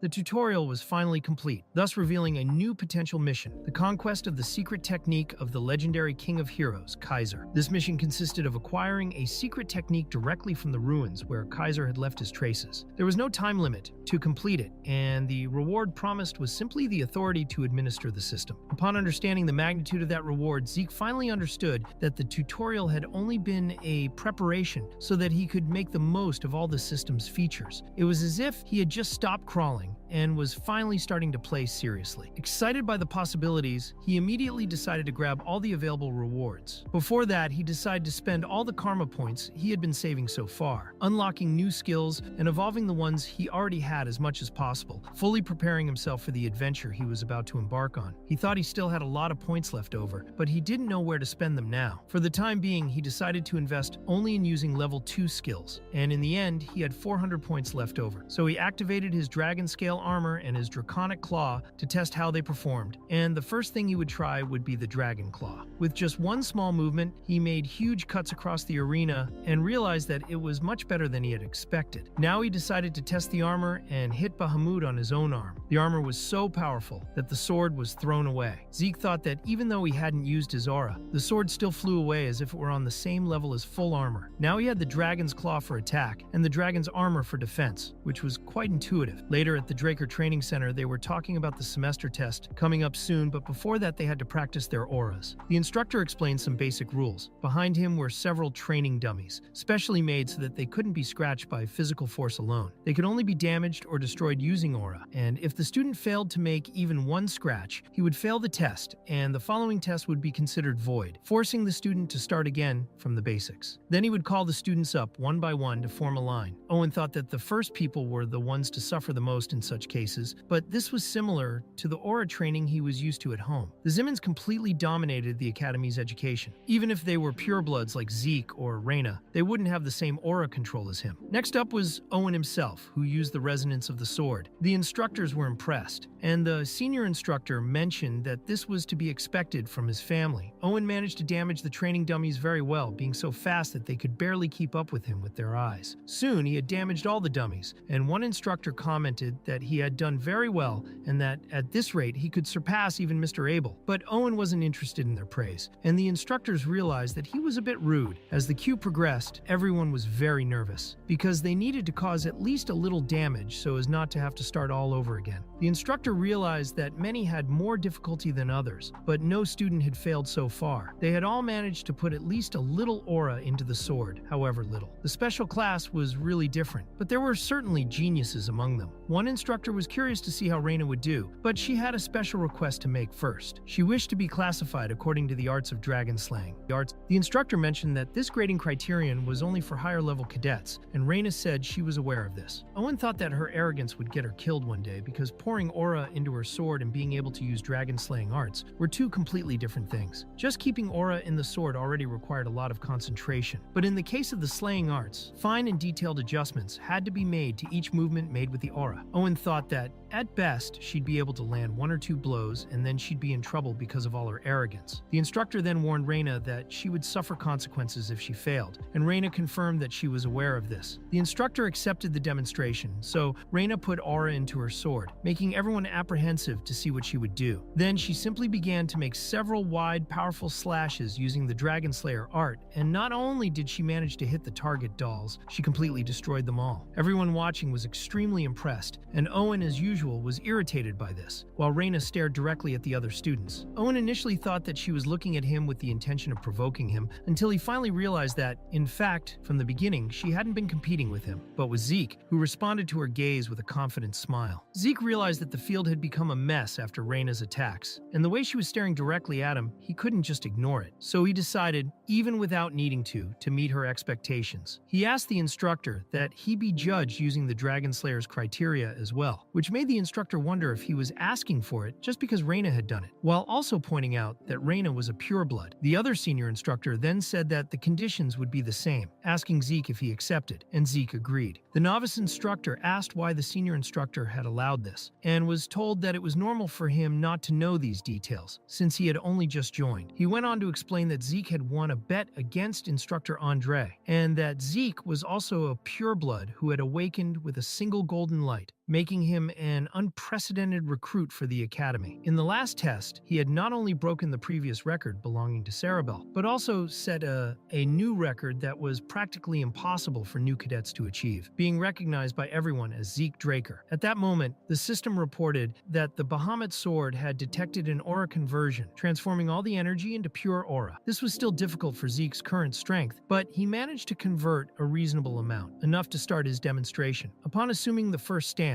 Reyna was immediately shocked to realize that Zeke was about to use the first chapter, verse 1, of the dragon slaying technique, called the sky cutting stance, thus reaching the same level as her. Despite this, Reyna thought that he still wouldn't reach the level of instructor Andre, but Zeke made precise, fine, and detailed cuts, completely different from Reyna's attacks, which had destroyed everything in a furious, wide-ranging style. After completing his demonstration, Zeke thought that he had concentrated well on the basic techniques of dragon slayers, and that this would probably probably be enough to impress Reina, until he noticed that everyone was commenting on his power, making him realize that he had ended up revealing a greater force than he had intended, exaggerating a little in his demonstration. He only wanted to match Reina's demonstration, but he ended up going beyond his intended limits, which made a novice instructor ask in surprise if a first-level cadet was really demonstrating power equivalent to that of a purple knight. At that moment, everyone began to murmur in amazement among themselves, while Owen trembled nervously. However, Reina was even more excited about the competition against Zeke. Later that day, Zeke was talking to Dean Howard, who commented that he had heard about Zeke's incredible results in the semester tests. Zeke humbly replied that it was just luck, but Dean Howard reinforced that perhaps it wasn't just luck that he was already at the level of a purple knight at just 13 years old. Howard asked Zeke what he thought about taking a test to advance a class, and Zeke wanted to confirm that this meant skipping a class. Then Howard explained that it could be more than one, depending on his performance, because it was a system reserved for outstanding cadets like him. Zeke thought that the old man had fallen for the bait faster than he expected, which was fair enough since he had revealed so much of his power, so he agreed to take the advanced test, even though he thought the dean was planning something behind it and decided to join in, just to see where it went. Meanwhile, Howard sat alone in his office and talked about Reina and Zeke Draker, two purebloods who had agreed to take the special test. Then he understood the situation and told himself that he would make the necessary decisions, because everything was getting even more interesting for him. On another day, in the higher training center for the Aura class, there were only Zeke and Reina, and the atmosphere was not at all good, until an instructor appeared saying he was sorry for the delay and introduced another instructor who would be responsible for administering the test, a Supreme Class Knight of the Draker family called the Dieback Blade. On seeing him, Zeke immediately remembered the battlefield in his past, when he saw that man right there among the bodies. Because back then, Zeke wondered if it was another Draker on his way and what that Empire dog was doing there, but realized that he was just carefully placing the bodies on the ground, and then digging graves with his bare hands to bury them. He repeated this hundreds of times, because there were so many gravestones around, until Zeke appeared with a shovel in his hands and asked if he could help, even though he said that if the other person refused, he would help anyway. He then introduced himself as Zeke Murray, a member of the Northern Allied Forces, and asked if the other man was a Draker, to which the man replied that he no longer was. Zeke said it was the same for him, then asked what he should call it, and the man said it was the Dieback Blade. Now, in the present, Zeke realized that his name was Owl, even if he hadn't known it before, so the two of them bowed respectfully to him, and Zeke thought that he was indeed a superior knight, one of the most important pillars of the Draker family, because superior knights possess enough power, renown, experience, and merit to achieve this kind of title, which represents a position of great honor and dignity. The instructor explained that the test method would be familiar to former Cradle students, a fencing battle, where participants can only stop when they faint or give up, and he expected them to give it their all. Reina said she would go first, but Owl replied that they wouldn't do the test separately because they would both be going against him at the same time, which made Reina angry. But Zeke told her to calm down because she knew the difference in skills between them, and above all, the test had already started and that man was watching her behavior. Now Reina had failed to control her emotions, so she took a deep breath, calmed down, and looked at Zeke, who thought that this was to be expected from the quick-witted genius. Then he said that he had a perfect strategy and that together they could land the ideal blow to take down the enemy, and they all silently prepared for combat, with Zeke on one side and Reina on the other. Zeke thought that the man was using a very strange sword, a single-edged blade typical of the Eastern Empire called a rondo, and it seemed that he had mastered this sword for many years. Zeke realized that Reina's pride was hurt by this, but he thought that she would at least put her pride aside and stick to the plan. The moment Zeke advanced, she also rushed into the attack, and together they flanked Owl, but he still managed to block both attacks at the same time, even though he was attacked from the front and the back. His sword was short and agile enough to block in any direction, which made it clear why he had achieved the title of Supreme Knight. Reina realized that this was indeed a superior knight, and thought that he had managed to parry all the blows at once, regardless of the direction they came from, which shocked her because his body hadn't even been scratched. So she decided to use the technique of the Dragon Slayers, Chapter 3, Verse 1, the half-moon cut. But Owl dodged with a simple step to the side and used his other leg to land a kick straight at her throat, causing Reina to spit up a lot of blood and be thrown away, crashing through the wall violently. Even so, when the staff approached her worriedly asking if she was all right, Reina stood up, saying that she was, and told everyone to get out of the way, because it was dangerous for them to stay there. While thinking that Zeke's plan to open a breach was completely impossible, she wondered if he really believed it could work. Then she remembered the strategy Zeke had passed on to her and became indignant, thinking he couldn't carry out something so pathetic, as if he wanted to tarnish their honor with it. But even so, she remembered that it was she who had asked for his help, so So she had to trust, even if she still questioned whether that tactic could really work against a superior knight like Al. And Zeke said that the important thing wasn't to be sure, but to force the situation to happen the right way. Because when he fought her, he knew that Reyna could have dodged that blow with ease, and she herself recognized that she just hadn't expected him to use that method. So Zeke explained that that was exactly what they would do now, an unexpected opening based on something Al couldn't predict, and told Reyna to just wait for his signal, because a small gap would be more than enough. At that moment, Zeke also activated his dragon-slaying art and used the technique called Shadowless Gale Spaces, which made Al realize that this was a technique of the Duke himself. And even though he was a superior knight, he almost didn't manage to block Zeke's attack. Then Zeke said that from now on he would have to take everything seriously, and as he prepared for his next move, he noticed a flash of lightning coming from the side. It was Reyna activating her Pure Blood trait to interfere with the field's mana, which temporarily distorted his senses. Even so, Al managed to block everything and thought it was child's play, as a simple obstruction of vision wouldn't be enough to defeat him. Only the real blow wasn't that, but the disturbing feeling he got when Zeke stared at him, because he had activated the dragon's eyes, and the intimidation was so intense that it felt like a creature was watching him from within the darkness itself. So Zeke thought it was the right moment and used the draconic claw, and even though he blocked it, Al thought that this was definitely not the blow of a simple cadet. It felt like the attack of a beast, and when he felt the pressure, he understood that Zeke had long since passed the cadet level. At this point, Reyna was also using her remaining strength to restrict Al's movements, which made it even more difficult for him to move. Even so, Al went for it, thinking that these techniques would only work against people of their level and not against someone like him. So he quickly exchanged blows with Zeke, who wondered if Owl was already starting to get used to the darkness around him. Because every time Owl tried to hit him, Zeke disappeared as if he were a shadow, and every time he thought he had hit his opponent, it was only an illusion made with shadow manipulation. It was then that Zeke took the opportunity to cut off all the lights in the room, leaving Al without any visual reference. And even then, he almost managed to parry the final blow. But now was the right moment, and Zeke gave the signal to Reyna, who then threw a kind of magic potion. And Zeke immediately remembered the wizard he had asked for help, a teacher who had said that the item was for single use only, and he had to be absolutely sure when to use it. The wizard asked if Zeke wanted to add an explosion spell to the special potion, but Zeke explained that it wasn't that. What he wanted was basically a light grenade, something that would create an intense explosion of flash and noise at the same time. The moment the potion was activated, Al was completely blinded in both sight and hearing, unable to react immediately, and thought he had been caught in the trap, realizing that he had made an error of judgment by underestimating Zeke. At that instant,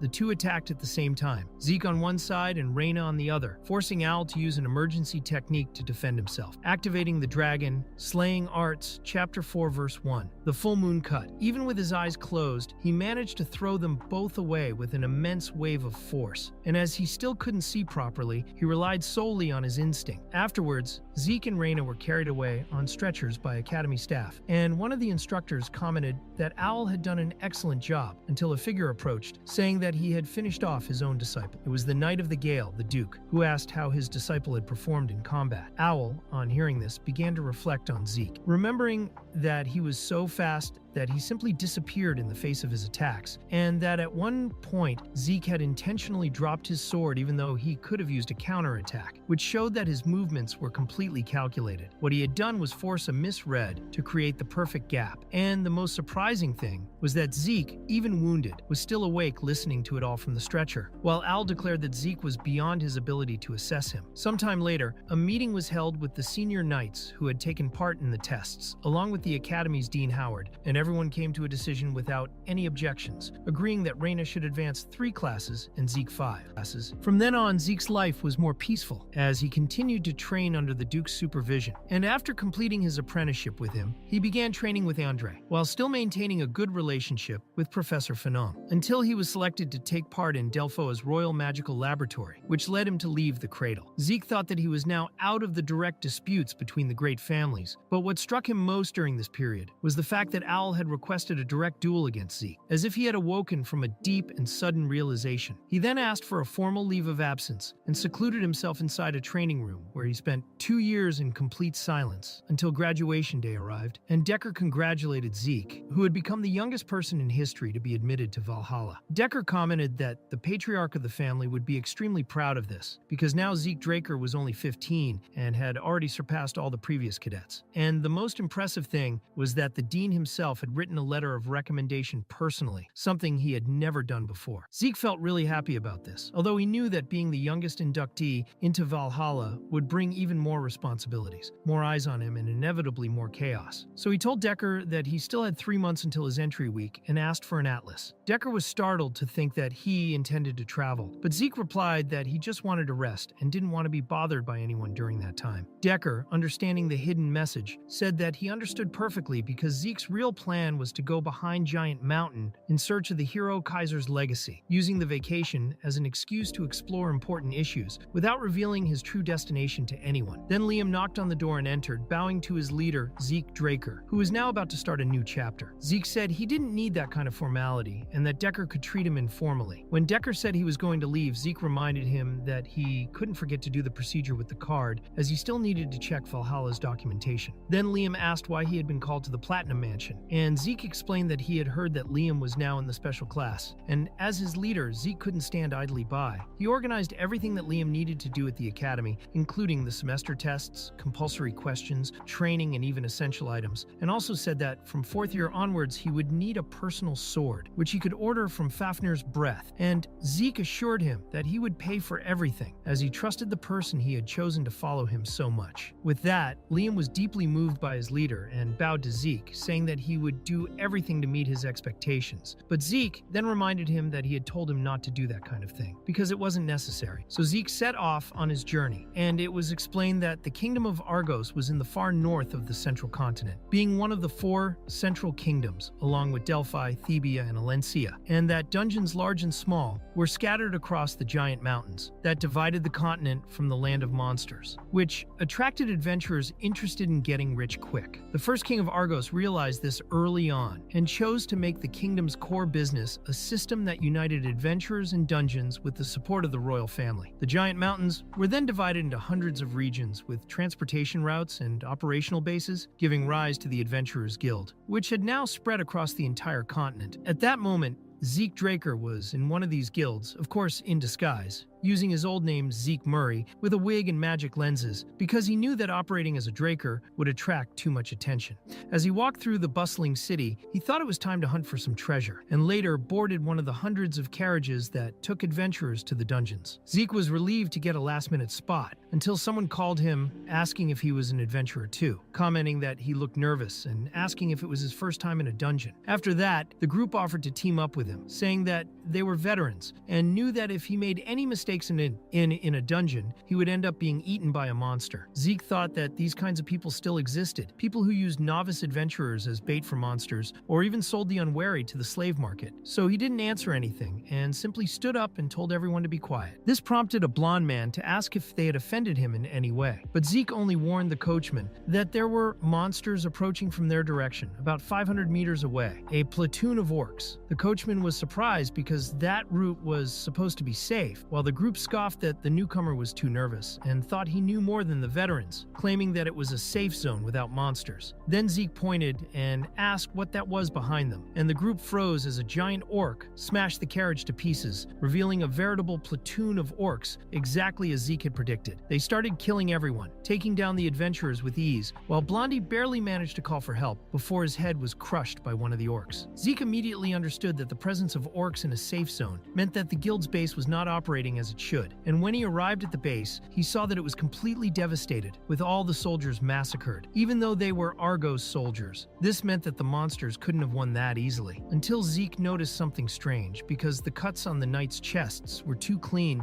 made with precision, and this was definitely not the work of a monster, because there were no signs of resistance, and they had all died with just one blow in the same spot, which could only be the work of an extremely skilled human, at least someone with the level of a purple knight. Zeke thought that, fortunately, he wouldn't be there long to find out who was responsible for it. For now, his only priority was to find Kaiser's traces, so he continued on his way until much later he passed a basket full of bound skulls, which clearly indicated that he had entered barbarian territory, and looking at the mini-map, he realized that he was already very close to his destination. But of course, there would be people in his way, and he soon realized the presence of hidden assassins. They were the so-called Hounds, an elite unit recruited from among the greatest talents, even Knights of the Empire, trained in advanced tracking and assassination techniques acting under direct command of the emperor himself, so secret that only the most important figures in the empire knew of their existence, although in the near future they would be revealed to the public as one of the main fighting forces in the Continental War. Zeke knew very well who they were because they were the ones who had tracked his steps and caused his death in his past life. He recognized those tracking techniques because he could never forget the reason for his previous defeat, and as he hid, he remembered that he had overheard the Duke talking about the Emperor's obsession with immortality. Since before the regression, the Emperor had been scouring the entire continent for rare artifacts, which was why Zeke had been hunted down and killed for carrying the ancient dragon stone. Now the hounds were probably there for the same reasons. Perhaps they had already discovered the ruins of Kaiser, so he decided to see for himself. At that moment, the hounds began to move towards them, but when one of them tried to draw his weapon, he was surprised by Zeke, who immediately snatched the man's hand to prevent him from activating the emergency beacon, which made it clear that this was no ordinary group, but an escort or guard team. Normally, a hound unit would be made up of 20 members, but there were only 3, and even then they were being easily defeated, which left the others in a panic, not understanding how that boy knew so much, while Zeke was already cutting the neck of the first one, and looking at the others, realizing that there were only 2 living witnesses, and if one died, the other could no longer remain silent, so they would have to choose their words very carefully from then on. Soon afterwards, Zeke was led to the Hound's temporary base, where there were many soldiers, and looking at the mini-map, he realized that some guards had probably been captured or killed by the Hounds themselves, which meant that perhaps they had actually found the ruins of Kaiser, but he still preferred to confirm it for himself. So he waited for the right moment, while one of the guards at the entrance was absent-mindedly yawning and complaining of boredom at the lack of movement in that barbaric territory, until suddenly he was killed with a single attack. The second guard also fell next, and Zeke passed through them like an invisible arrow, killing with precision while everyone was still distracted, without even realizing that they were already under attack. Zeke cut the neck of one more, and before the next one could scream, he covered its mouth and killed it in silence.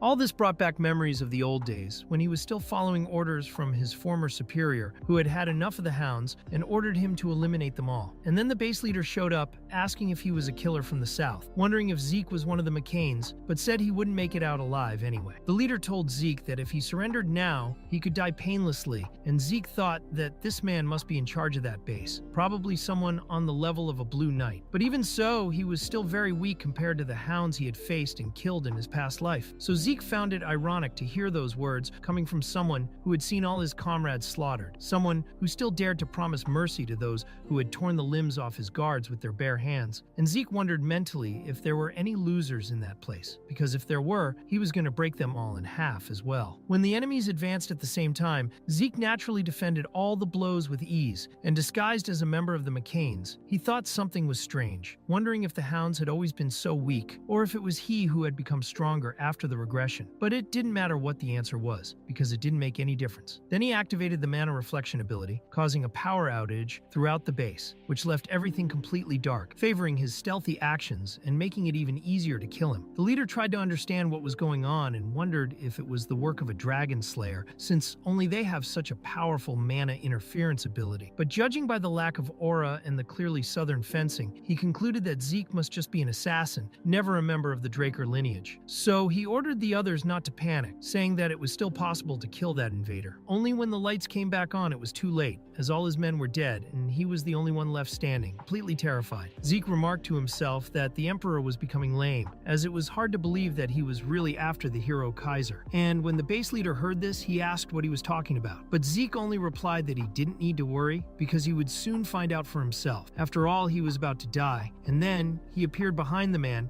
and killed him with a precise stab to the throat, ending that mission with coldness and precision. After leaving the scene, Zeke purposely left the McCain knife behind to incriminate the group and take the focus off himself, and it was explained that the McCain cartel was a criminal organization based in the South, of which Zeke had been a member in the past, a group for whom he had shed blood, sweat, and tears, operating on any kind of mission as long as there was payment. After the fall of the Kingdom of Cusco in the South due to the Civil War, this cartel had divided the lawless territory into two dominated regions. Zeke thought he could easily erase their tracks using his draconic abilities, but he decided to intentionally blame the South, using southern fencing and leaving the McCain symbol behind, as he knew the Empire would act on this and turn its attention to that group, which would serve both to eliminate the McCains and to take the pressure off the North. However, Zeke became more apprehensive when he read the letter he found inside the base, realizing that the Emperor knew much more than he had imagined, as he really did have knowledge of the ruins of Kaiser, which became even more evident when he saw the map of the operation. Zeke thought that the central continent being marked was expected, but even the eastern region,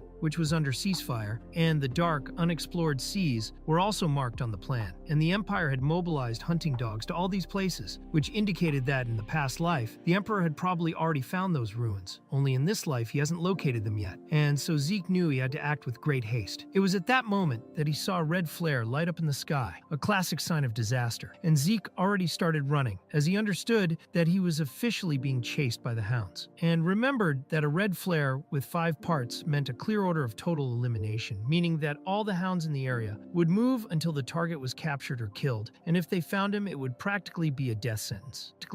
Even in his past life, when he stole the artifact from the North, Zeke ended up dying because of the operation known as the Absolute Lasso, but now he had the system on his side, so when he was attacked by surprise, he managed to dodge at the last moment and drew his sword quickly. And even when all the hounds went after him at once, Zeke realized that he could still handle the situation. So, with agile movements and precise blows, he dodged all the attacks. Although he knew that these enemies were different from the ones he had defeated in the cave, these were experts in killing, real executioners trained to hunt high-risk targets. More hounds followed, completely encircling Zeke in the forest, and he thought it was going to be hard work, but looking at the level of the soldier's skills, he knew he could get away with it. But that would destroy the whole plan he had put together to frame the McCains, so even though he didn't want to, he realized that he needed to use a special resource. He picked up a small whistle and blew it, the sound echoing throughout the forest and attracting the attention of all the enemies, creating the distraction Zeke needed to pick up smoke bombs, throw them at himself, and disappear from sight with a slight smile on his face. The platoon leader ordered them to continue the chase, saying that he couldn't have gone very far, but when he tried to track Zeke down, he realized that there was no trace of his presence in the vicinity, which seemed impossible until one of the hounds was thrown away with its body shattered. The leader was shocked to see that they were being attacked by barbarians, without understanding the reason for such fury, as he was sure that they had not provoked any tribe in that region, and even using aura in their attacks, the hounds were unable to cause any damage to the barbarians, while the barbarians, with just one punch, were able to crush the heads of their enemies. The leader realized that he had never seen the barbarians so enraged and that now their strength was at risk, so he activated another beacon, ordering an immediate retreat and the end of Operation Absolute Loop. As the barbarians ran after them, the hounds began to flee desperately, while Zeke remained hidden underground, waiting for the right moment to come out. And when he returned to the surface, he commented to himself that the item had worked better than he had expected, for that was the barbarian's horn, a tool created specifically for communication and efficiency amid the chaos of battle, a sacred instrument of the tribes. In his past life, Zeke managed to develop a friendly relationship with the King tribe, who taught him how to make and use that horn, and the signal he used was basically a sacred warning, indicating that intruders had invaded their land. Even though most of the world saw barbarians as savages and uncivilized, Zeke knew that they had their own culture, traditions, and codes, living to protect their territory. But unfortunately, the replica horn he used broke after just one use. So now he had to continue his mission and find the ruins as soon as possible. Later, in the ruins themselves, Zeke was amazed at the number of challenges coming up one after the other, until the system warned him that he had discovered a fallen dragon race, completely corrupted by contaminated energy. Seeing that monstrous creature in front of him, he wondered what exactly it was because, according to the mini-map, there was a door behind the creature. So Zeke asked the system how to open that passage, and the system connected directly with the administrator of the ruins, who in turn connected with the system of the house of the hero King Kaiser, and so the door opened automatically, which made the creature even more enraged. The dragon, which also had the characteristics of a hydra, went into a frenzy at the opening of the door, and Zeke knew he couldn't just run through, so he activated his dragon-slaying art and used Wuthering Heights' Shadowless Spaces skill, a technique that distorts the enemy's visual perception, allowing him to cross the battlefield unseen. Even though he was very close to crossing completely, he was almost swallowed up by the creature. which in the end swallowed him whole. But inside the monster's throat, Zeke used the Chapter 7 Verse 1 dragon-slaying art, known as Dragonhead Decapitator, and although the creature's blood was acidic and extremely corrosive, Zeke's healing factor was activated immediately, regenerating his wounds quickly. He then realized that the creature had 9 heads, and that its blood was corrosive, and by analyzing its features, Zeke knew exactly what kind of monster he was facing. In his past life, it had been extremely difficult to face that kind of creature, and the next moment Zeke was already feeling sick as he tried to block the brutal blow of the Hydra's fangs, which easily flung him away, making Zeke wonder how that could be called a dragon-killing technique if it wasn't even capable of killing a descendant of them. For in that era when true dragons were extinct, the so-called fallen dragons were the closest beings to the original form of dragons, and yet his attacks were having no effect because every time he cut that Hydra, it regenerated immediately, completely nullifying the damage it had received. Zeke understood that with the current level of his skills, facing that monster was extremely difficult, and when he realized that he was approximately 30 meters from the door, he decided to think of a more strategic solution. So he opened the system and ordered it to close the door, drove his sword into the ground with full force, and activated the 5th form of the Gale Dragon Slayer technique, the Windbreaker, allowing him to advance at extremely high speed, breaking a few heads on the way, but his main focus was not on killing, but on getting past the creature and reaching the door as quickly as possible. The Hydra, sensing Zeke's intention to flee, threw 3 of its heads in his direction, and just as he was about to reach the door, he was surprised by one of the mouths that managed to bite and grab his arm, pulling him back with brutal force. This made Zeke think that he hadn't expected the creature to pursue him with such ferocity, and in that instant, he decided that not even his own arm was worth the risk of being captured. So he cut off his own limb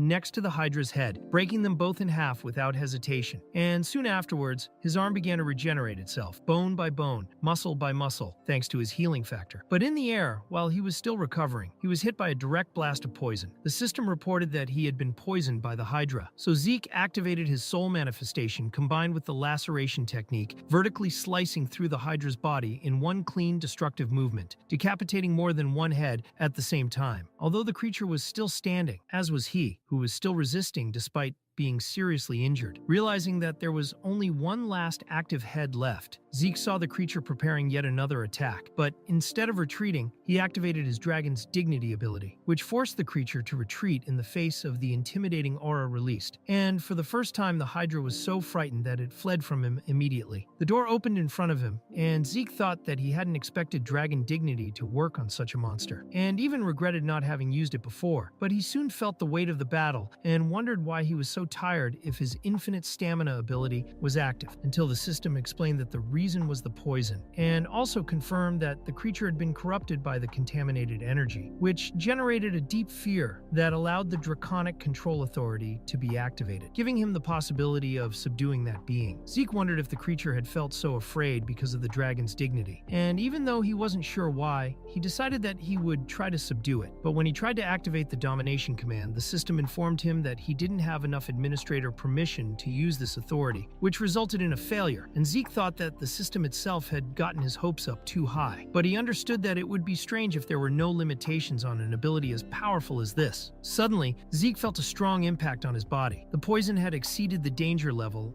and his healing factor was no longer able to regenerate the damage, yet he believed there must be a way out. So he thought of the skill Gluttony, which might be able to save him at that moment, as it was a blood skill that could involve resistance to poison. So he activated Gluttony and consumed the Hydra's body, causing the carcass to be absorbed by the shadows while the skill evolved in the level. By absorbing the monster's life, Zeke recovered his energy, gained resistance to the poison, and was healed in the same instant. The poison was completely neutralized thanks to the evolution of Gluttony, which was now at expert rank, and in addition to his physical constitution having already been improved with the divine body, he now also possessed resistance to poisons. But he understood that this resistance wasn't absolute, and that it wouldn't protect him against all types of poison, only the majority. So he knew he still had to remain cautious. At least now the Gluttony had finally evolved, probably because it had absorbed a powerful monster, and the system explained that if he eliminated a life form and then consumed it with the Gluttony, he could receive additional rewards, which Zeke considered extremely useful information. So he decided it was time to move, since the Hydra was no longer preventing him from advancing. Then the hero King Kaiser is explained. He was a legendary figure, half human and half fairy, born to the fairy monarch and a sage, and like any other hero, his life was difficult from the start, as he was separated from his parents because of the evil plans of a dark dark wizard and ended up being abandoned in a forest. But the sacred wolf who lived in the forest found the baby and raised Kaiser, and thanks to this, he managed to survive, grew strong and brave, saved humans from oppression, founded the Central Kingdom, and started the continent for humans called Kronos. Zeke thought that everyone on the Central Continent knows this story because the legend of Kaiser is very famous, even if it is currently difficult to find any documents that prove it or evidence that it really happened, since it has been left only as a legend. However, Zeke is now in exactly the place that proves that Kronos and Kaiser really existed, because right in front of him is what is mentioned in the books, and he thought it was even better than what was described. But he realizes that the ruins of Kaiser aren't exactly the kingdom of Kronos, it's probably a replica created later. He then came across large adorned doors and used his system authorization to open them. As he entered, he saw a pedestal and a floating crystal, and Zeke wondered if that was the secret technique of the hero King Kaiser. Then at that moment a new mission began, connected to another mission he already had related to the hero Kaiser, and now he could no longer leave that area until the mission was completed, as he was automatically locked inside that room. The mission was called the knowledge of the hero King Kaiser, and he needed to acquire this knowledge through the evidence left in the ruins, with no time limit for completion, and a reward called Tears of the Fairy Monarch. Of course, Zeke was completely shocked by this, because the mother of the hero King Kaiser is an existence that can grant knowledge and fulfill wishes to men, and these tears are exactly the magic item that grants such wishes, being the reward of the mission. Zeke thought that, even without knowing how to use it yet, it was something extremely stolen, so he asked the system how he could obtain this knowledge,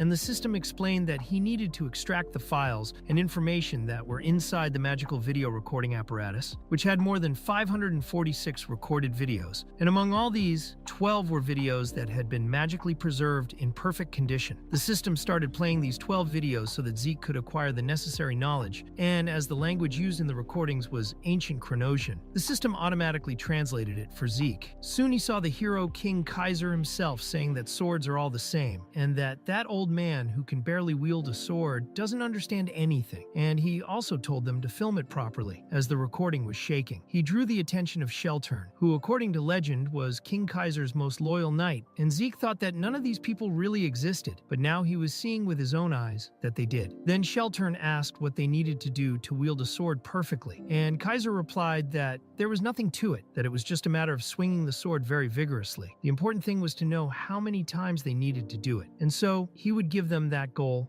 now. When Kaiser made a single cut in the video, Zeke felt as if his soul had been cut in half by an extremely powerful spirit, and he understood that this was the knowledge of the hero King Kaiser. He thought he loved it and ordered the system to restart the video from the beginning. So 4 days passed, and Zeke was still there, locked in that place, training non-stop. And in that time, he discovered that in addition to the main door, there were 3 other doors, one of which led to a storeroom with endless food, another was a room with a bed and bath to rest in, and the third led to a library and an armory full of weapons. He thought that all this had been prepared especially for the successor to the hero King Kaiser, and that thanks to it he could focus completely on learning his sword technique. Zeke had been imitating what he had seen the hero King Kaiser do in the videos for a long time, but even though he repeated everything carefully, he still hadn't really felt that power until the system told him that he had finally managed to absorb some of Kaiser's knowledge. Now he had acquired the basic form of the elemental sword and was ready to advance to the applied level that goes beyond the basics, and it was at this moment that the soul or spirit of the hero King Kaiser himself was summoned from the crystal. Suddenly, the ancient king of Kronos was standing right in front of him, and Zeke thought he could hardly believe it. The legendary King Kaiser was there in person in front of him. But before he could say anything, Kaiser had already drawn his sword and launched an attack, and Zeke barely managed to block the blow and was brutally thrown. Kaiser ordered him to get up, and Zeke thought that he had felt something similar in his past life when he was training with his old master. Then, Kaiser asked him if he intended to learn real fencing with those pathetic skills, and said that even the most basic knights of the ancient kingdom of Kronos would have regretted seeing that scene.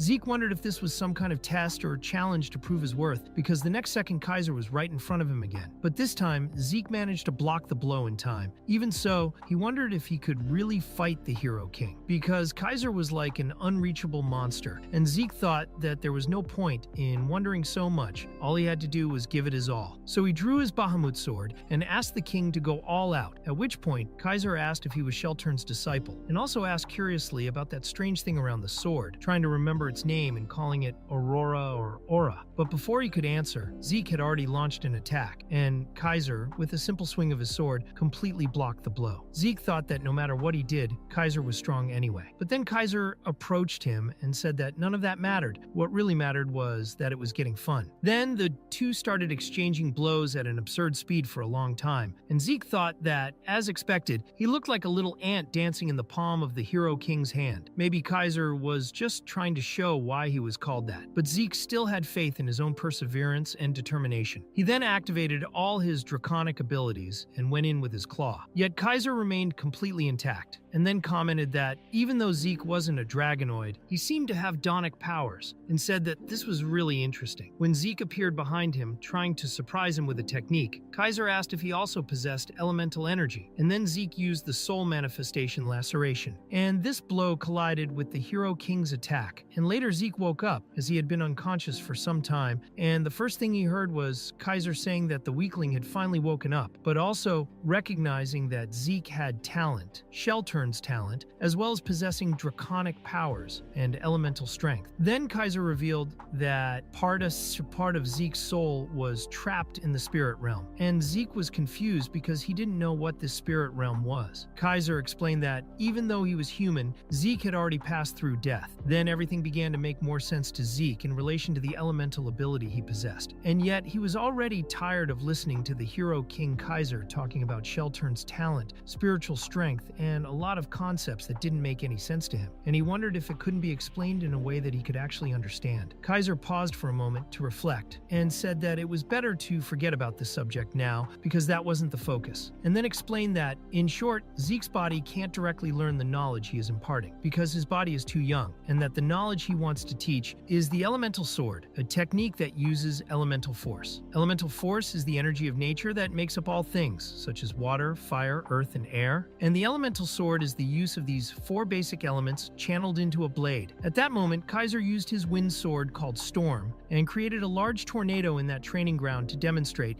explaining that of the four elements, wind was the one. And he also explained that the core behind the elemental force is ether, which is a special energy that Zeke already possesses. Zeke thought that this explanation was more like magic than a fencing technique, but Kaiser went on to say that now it was Zeke's turn to try. And Zeke thought that if the elemental force is focused in the ether, he could barely feel the ether coming from Kaiser. So maybe there was some secret that converted the ether into elemental power, some hidden technique or process. And so he asked directly what the conversion method was that the king was using. But Kaiser simply used his flaming sword and replied that he just does it, without being able to explain how. Zeke got angry inside, wondering how anyone could want to be a master if they could barely explain it. But even so, he began to notice something different, something he hadn't felt before. The ether that Kaiser used was perfectly controlled and focused on a single point, and he understood that he needed to use all his senses at the same time to focus in this way. Then Zeke said he would try it himself, and thought that he couldn't just stick to what he could see, because that elemental force Kaiser was showing must be the manifestation of the soul in its pure form, so the manifestation of the soul was probably the first step needed to use elemental power. As soon as Zeke used his ether with this new understanding, Kaiser was really impressed, and Zeke activated the Vendaval soul manifestation. But at that moment, he was hit hard on the head by Kaiser, which served as a correction, and Kaiser told him that what he had used was not elemental force, and ordered him to stop using that kind of incantation, which was clearly the domain of dragons. Even though he didn't know much about dragonoids, he knew that humans couldn't use these incantations freely, and he said that whenever Zeke used this kind of power, he reached his limit, and that this was because a dragon's soul was much larger than a human's, and although Zeke could imitate that power, he could never reproduce it perfectly, so the effect was incomplete and inefficient. Kaiser said he didn't know who had created that technique, but he thought it was pathetic, just a fifth-rate incantation, so he told Zeke to repeat everything from the beginning. At that moment, Zeke remembered that he had heard the term incantation before. When he absorbed Bahamut's heart, he saw some magic words, and one of them was precisely incantation. So he thought that if soul manifestation is a technique based on enchantment, perhaps he could become even stronger if he unlocked his own enchantment, and this could allow him to freely use soul manifestation without relying so much on draconic heritage. With that, he gained a new motive and a new reason to get stronger.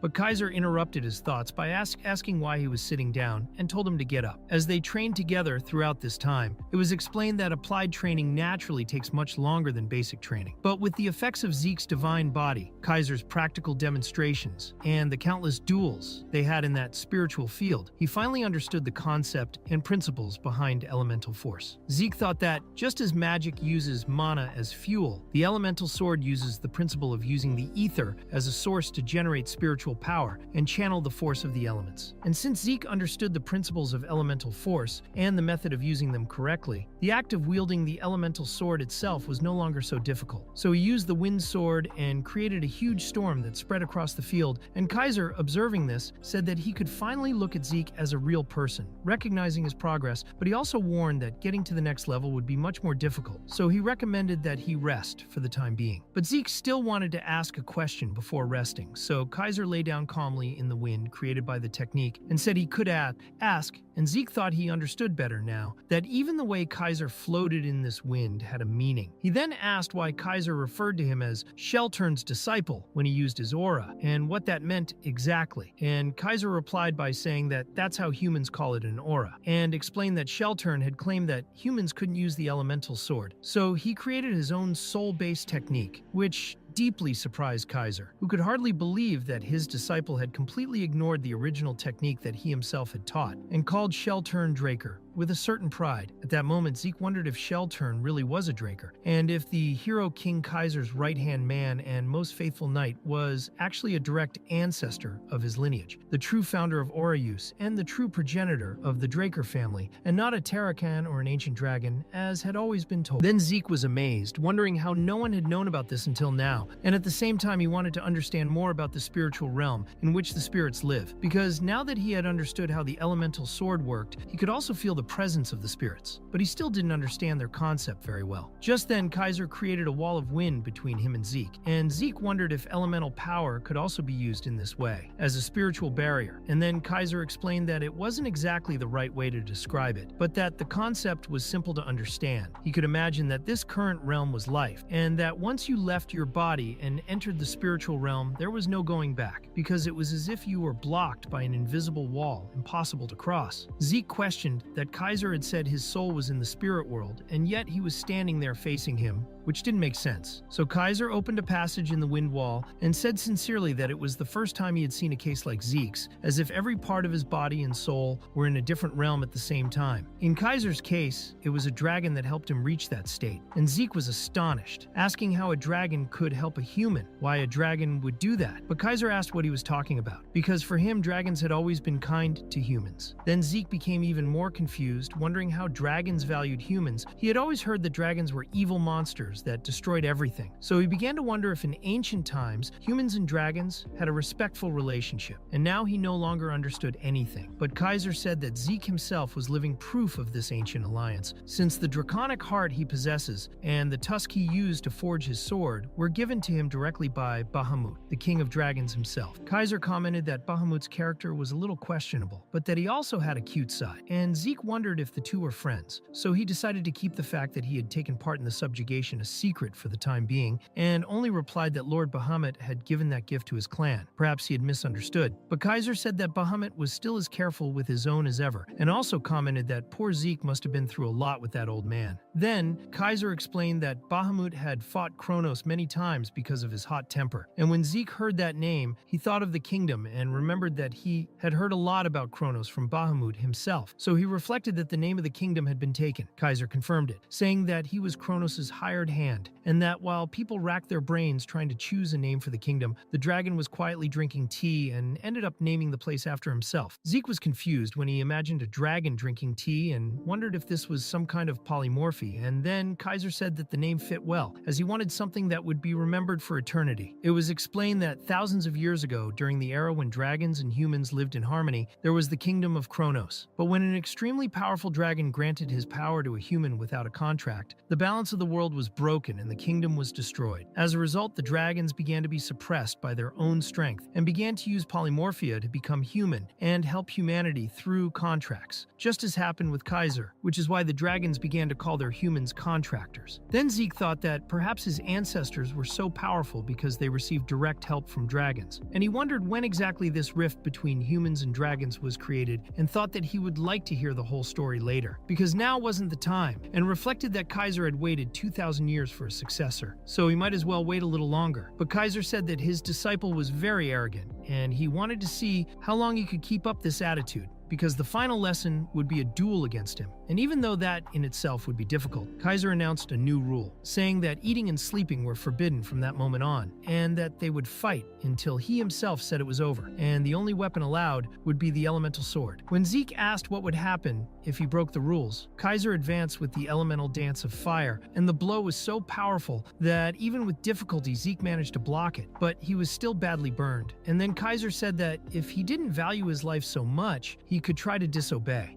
It was explained that the elemental sword is divided into 4 fields, each representing an element, the first being the element of fire, and this flaming field spreads an enormous amount of heat and flames over the battle area, being the most destructive element of all. Despite his injuries, Zeke's healing factor kept him alive. Then the next field was activated, the earth field, better known as the steel field, which is focused on defense and control, causing Zeke to feel so much pressure that he could barely move. And at the same time, Kaiser jumped and created a huge crater in the ground, showing that the steel field specializes in subduing the opponent and controlling the mass and solidity of the terrain at will. When Zeke managed to dodge the impact, his face was cut by not realizing the next blow, and then the next field came into play, the wind field, which, unlike the flaming field, doesn't have as much destructive power, but in compensation offers more attack and movement speed, as well as increasing the sword's aura. Finally, there was the last field. The water field was used for both attack and defense. It was perfect for supporting and suppressing the enemy, and because it was as variable as water, it was the most versatile field of all, with infinite forms that adapted to the user. Even so, Kaiser managed to cut through the wall of water created by Zeke. The cut on his chest was very painful, and Zeke thought he must be stronger than that, but even so, he realized that his power compared to Kaiser's was just a crumb. He remembered the first time he tried to practice the water field, when he created a large waterfall and was proud of it, but was soon hit hard on the head by Kaiser, who explained that it wasn't just water, it was the power of a waterfall, and that with the other fields, it was enough to manifest the right attribute and control it with force. But the water field was different. It was based entirely on fluidity, and it was this fluidity that should become Zeke's strength. So Kaiser made him repeat the exercise many times until Zeke began to wonder how fluidity could overcome brute force. He thought that in the past everything went wrong because he lacked strength. He lost everything precious because he didn't have the strength to protect, survive, or prove his convictions. All he needed was power. So it was hard to understand now that Kaiser said fluidity was superior. It was only when he exchanged blows with Kaiser and faced all that water before him that he finally woke up in the middle of the duel, realized that he had been asleep while fighting, and was hit by a current that threw him away. Then Zeke decided to stop trying to follow the movements and concentrated. They were already on the 195th day of training, and even though more than 30 days had passed since the start of that insane duel, he was still on his feet, without food or rest. Thanks to this, he realized that infinite stamina wasn't that powerful when facing a monster like Kaiser. And when Kaiser advanced once more, Zeke could barely get his arms around him, and the wet ground made him stumble and fall. It was there that he was beaten by yet another heavy blow, but he felt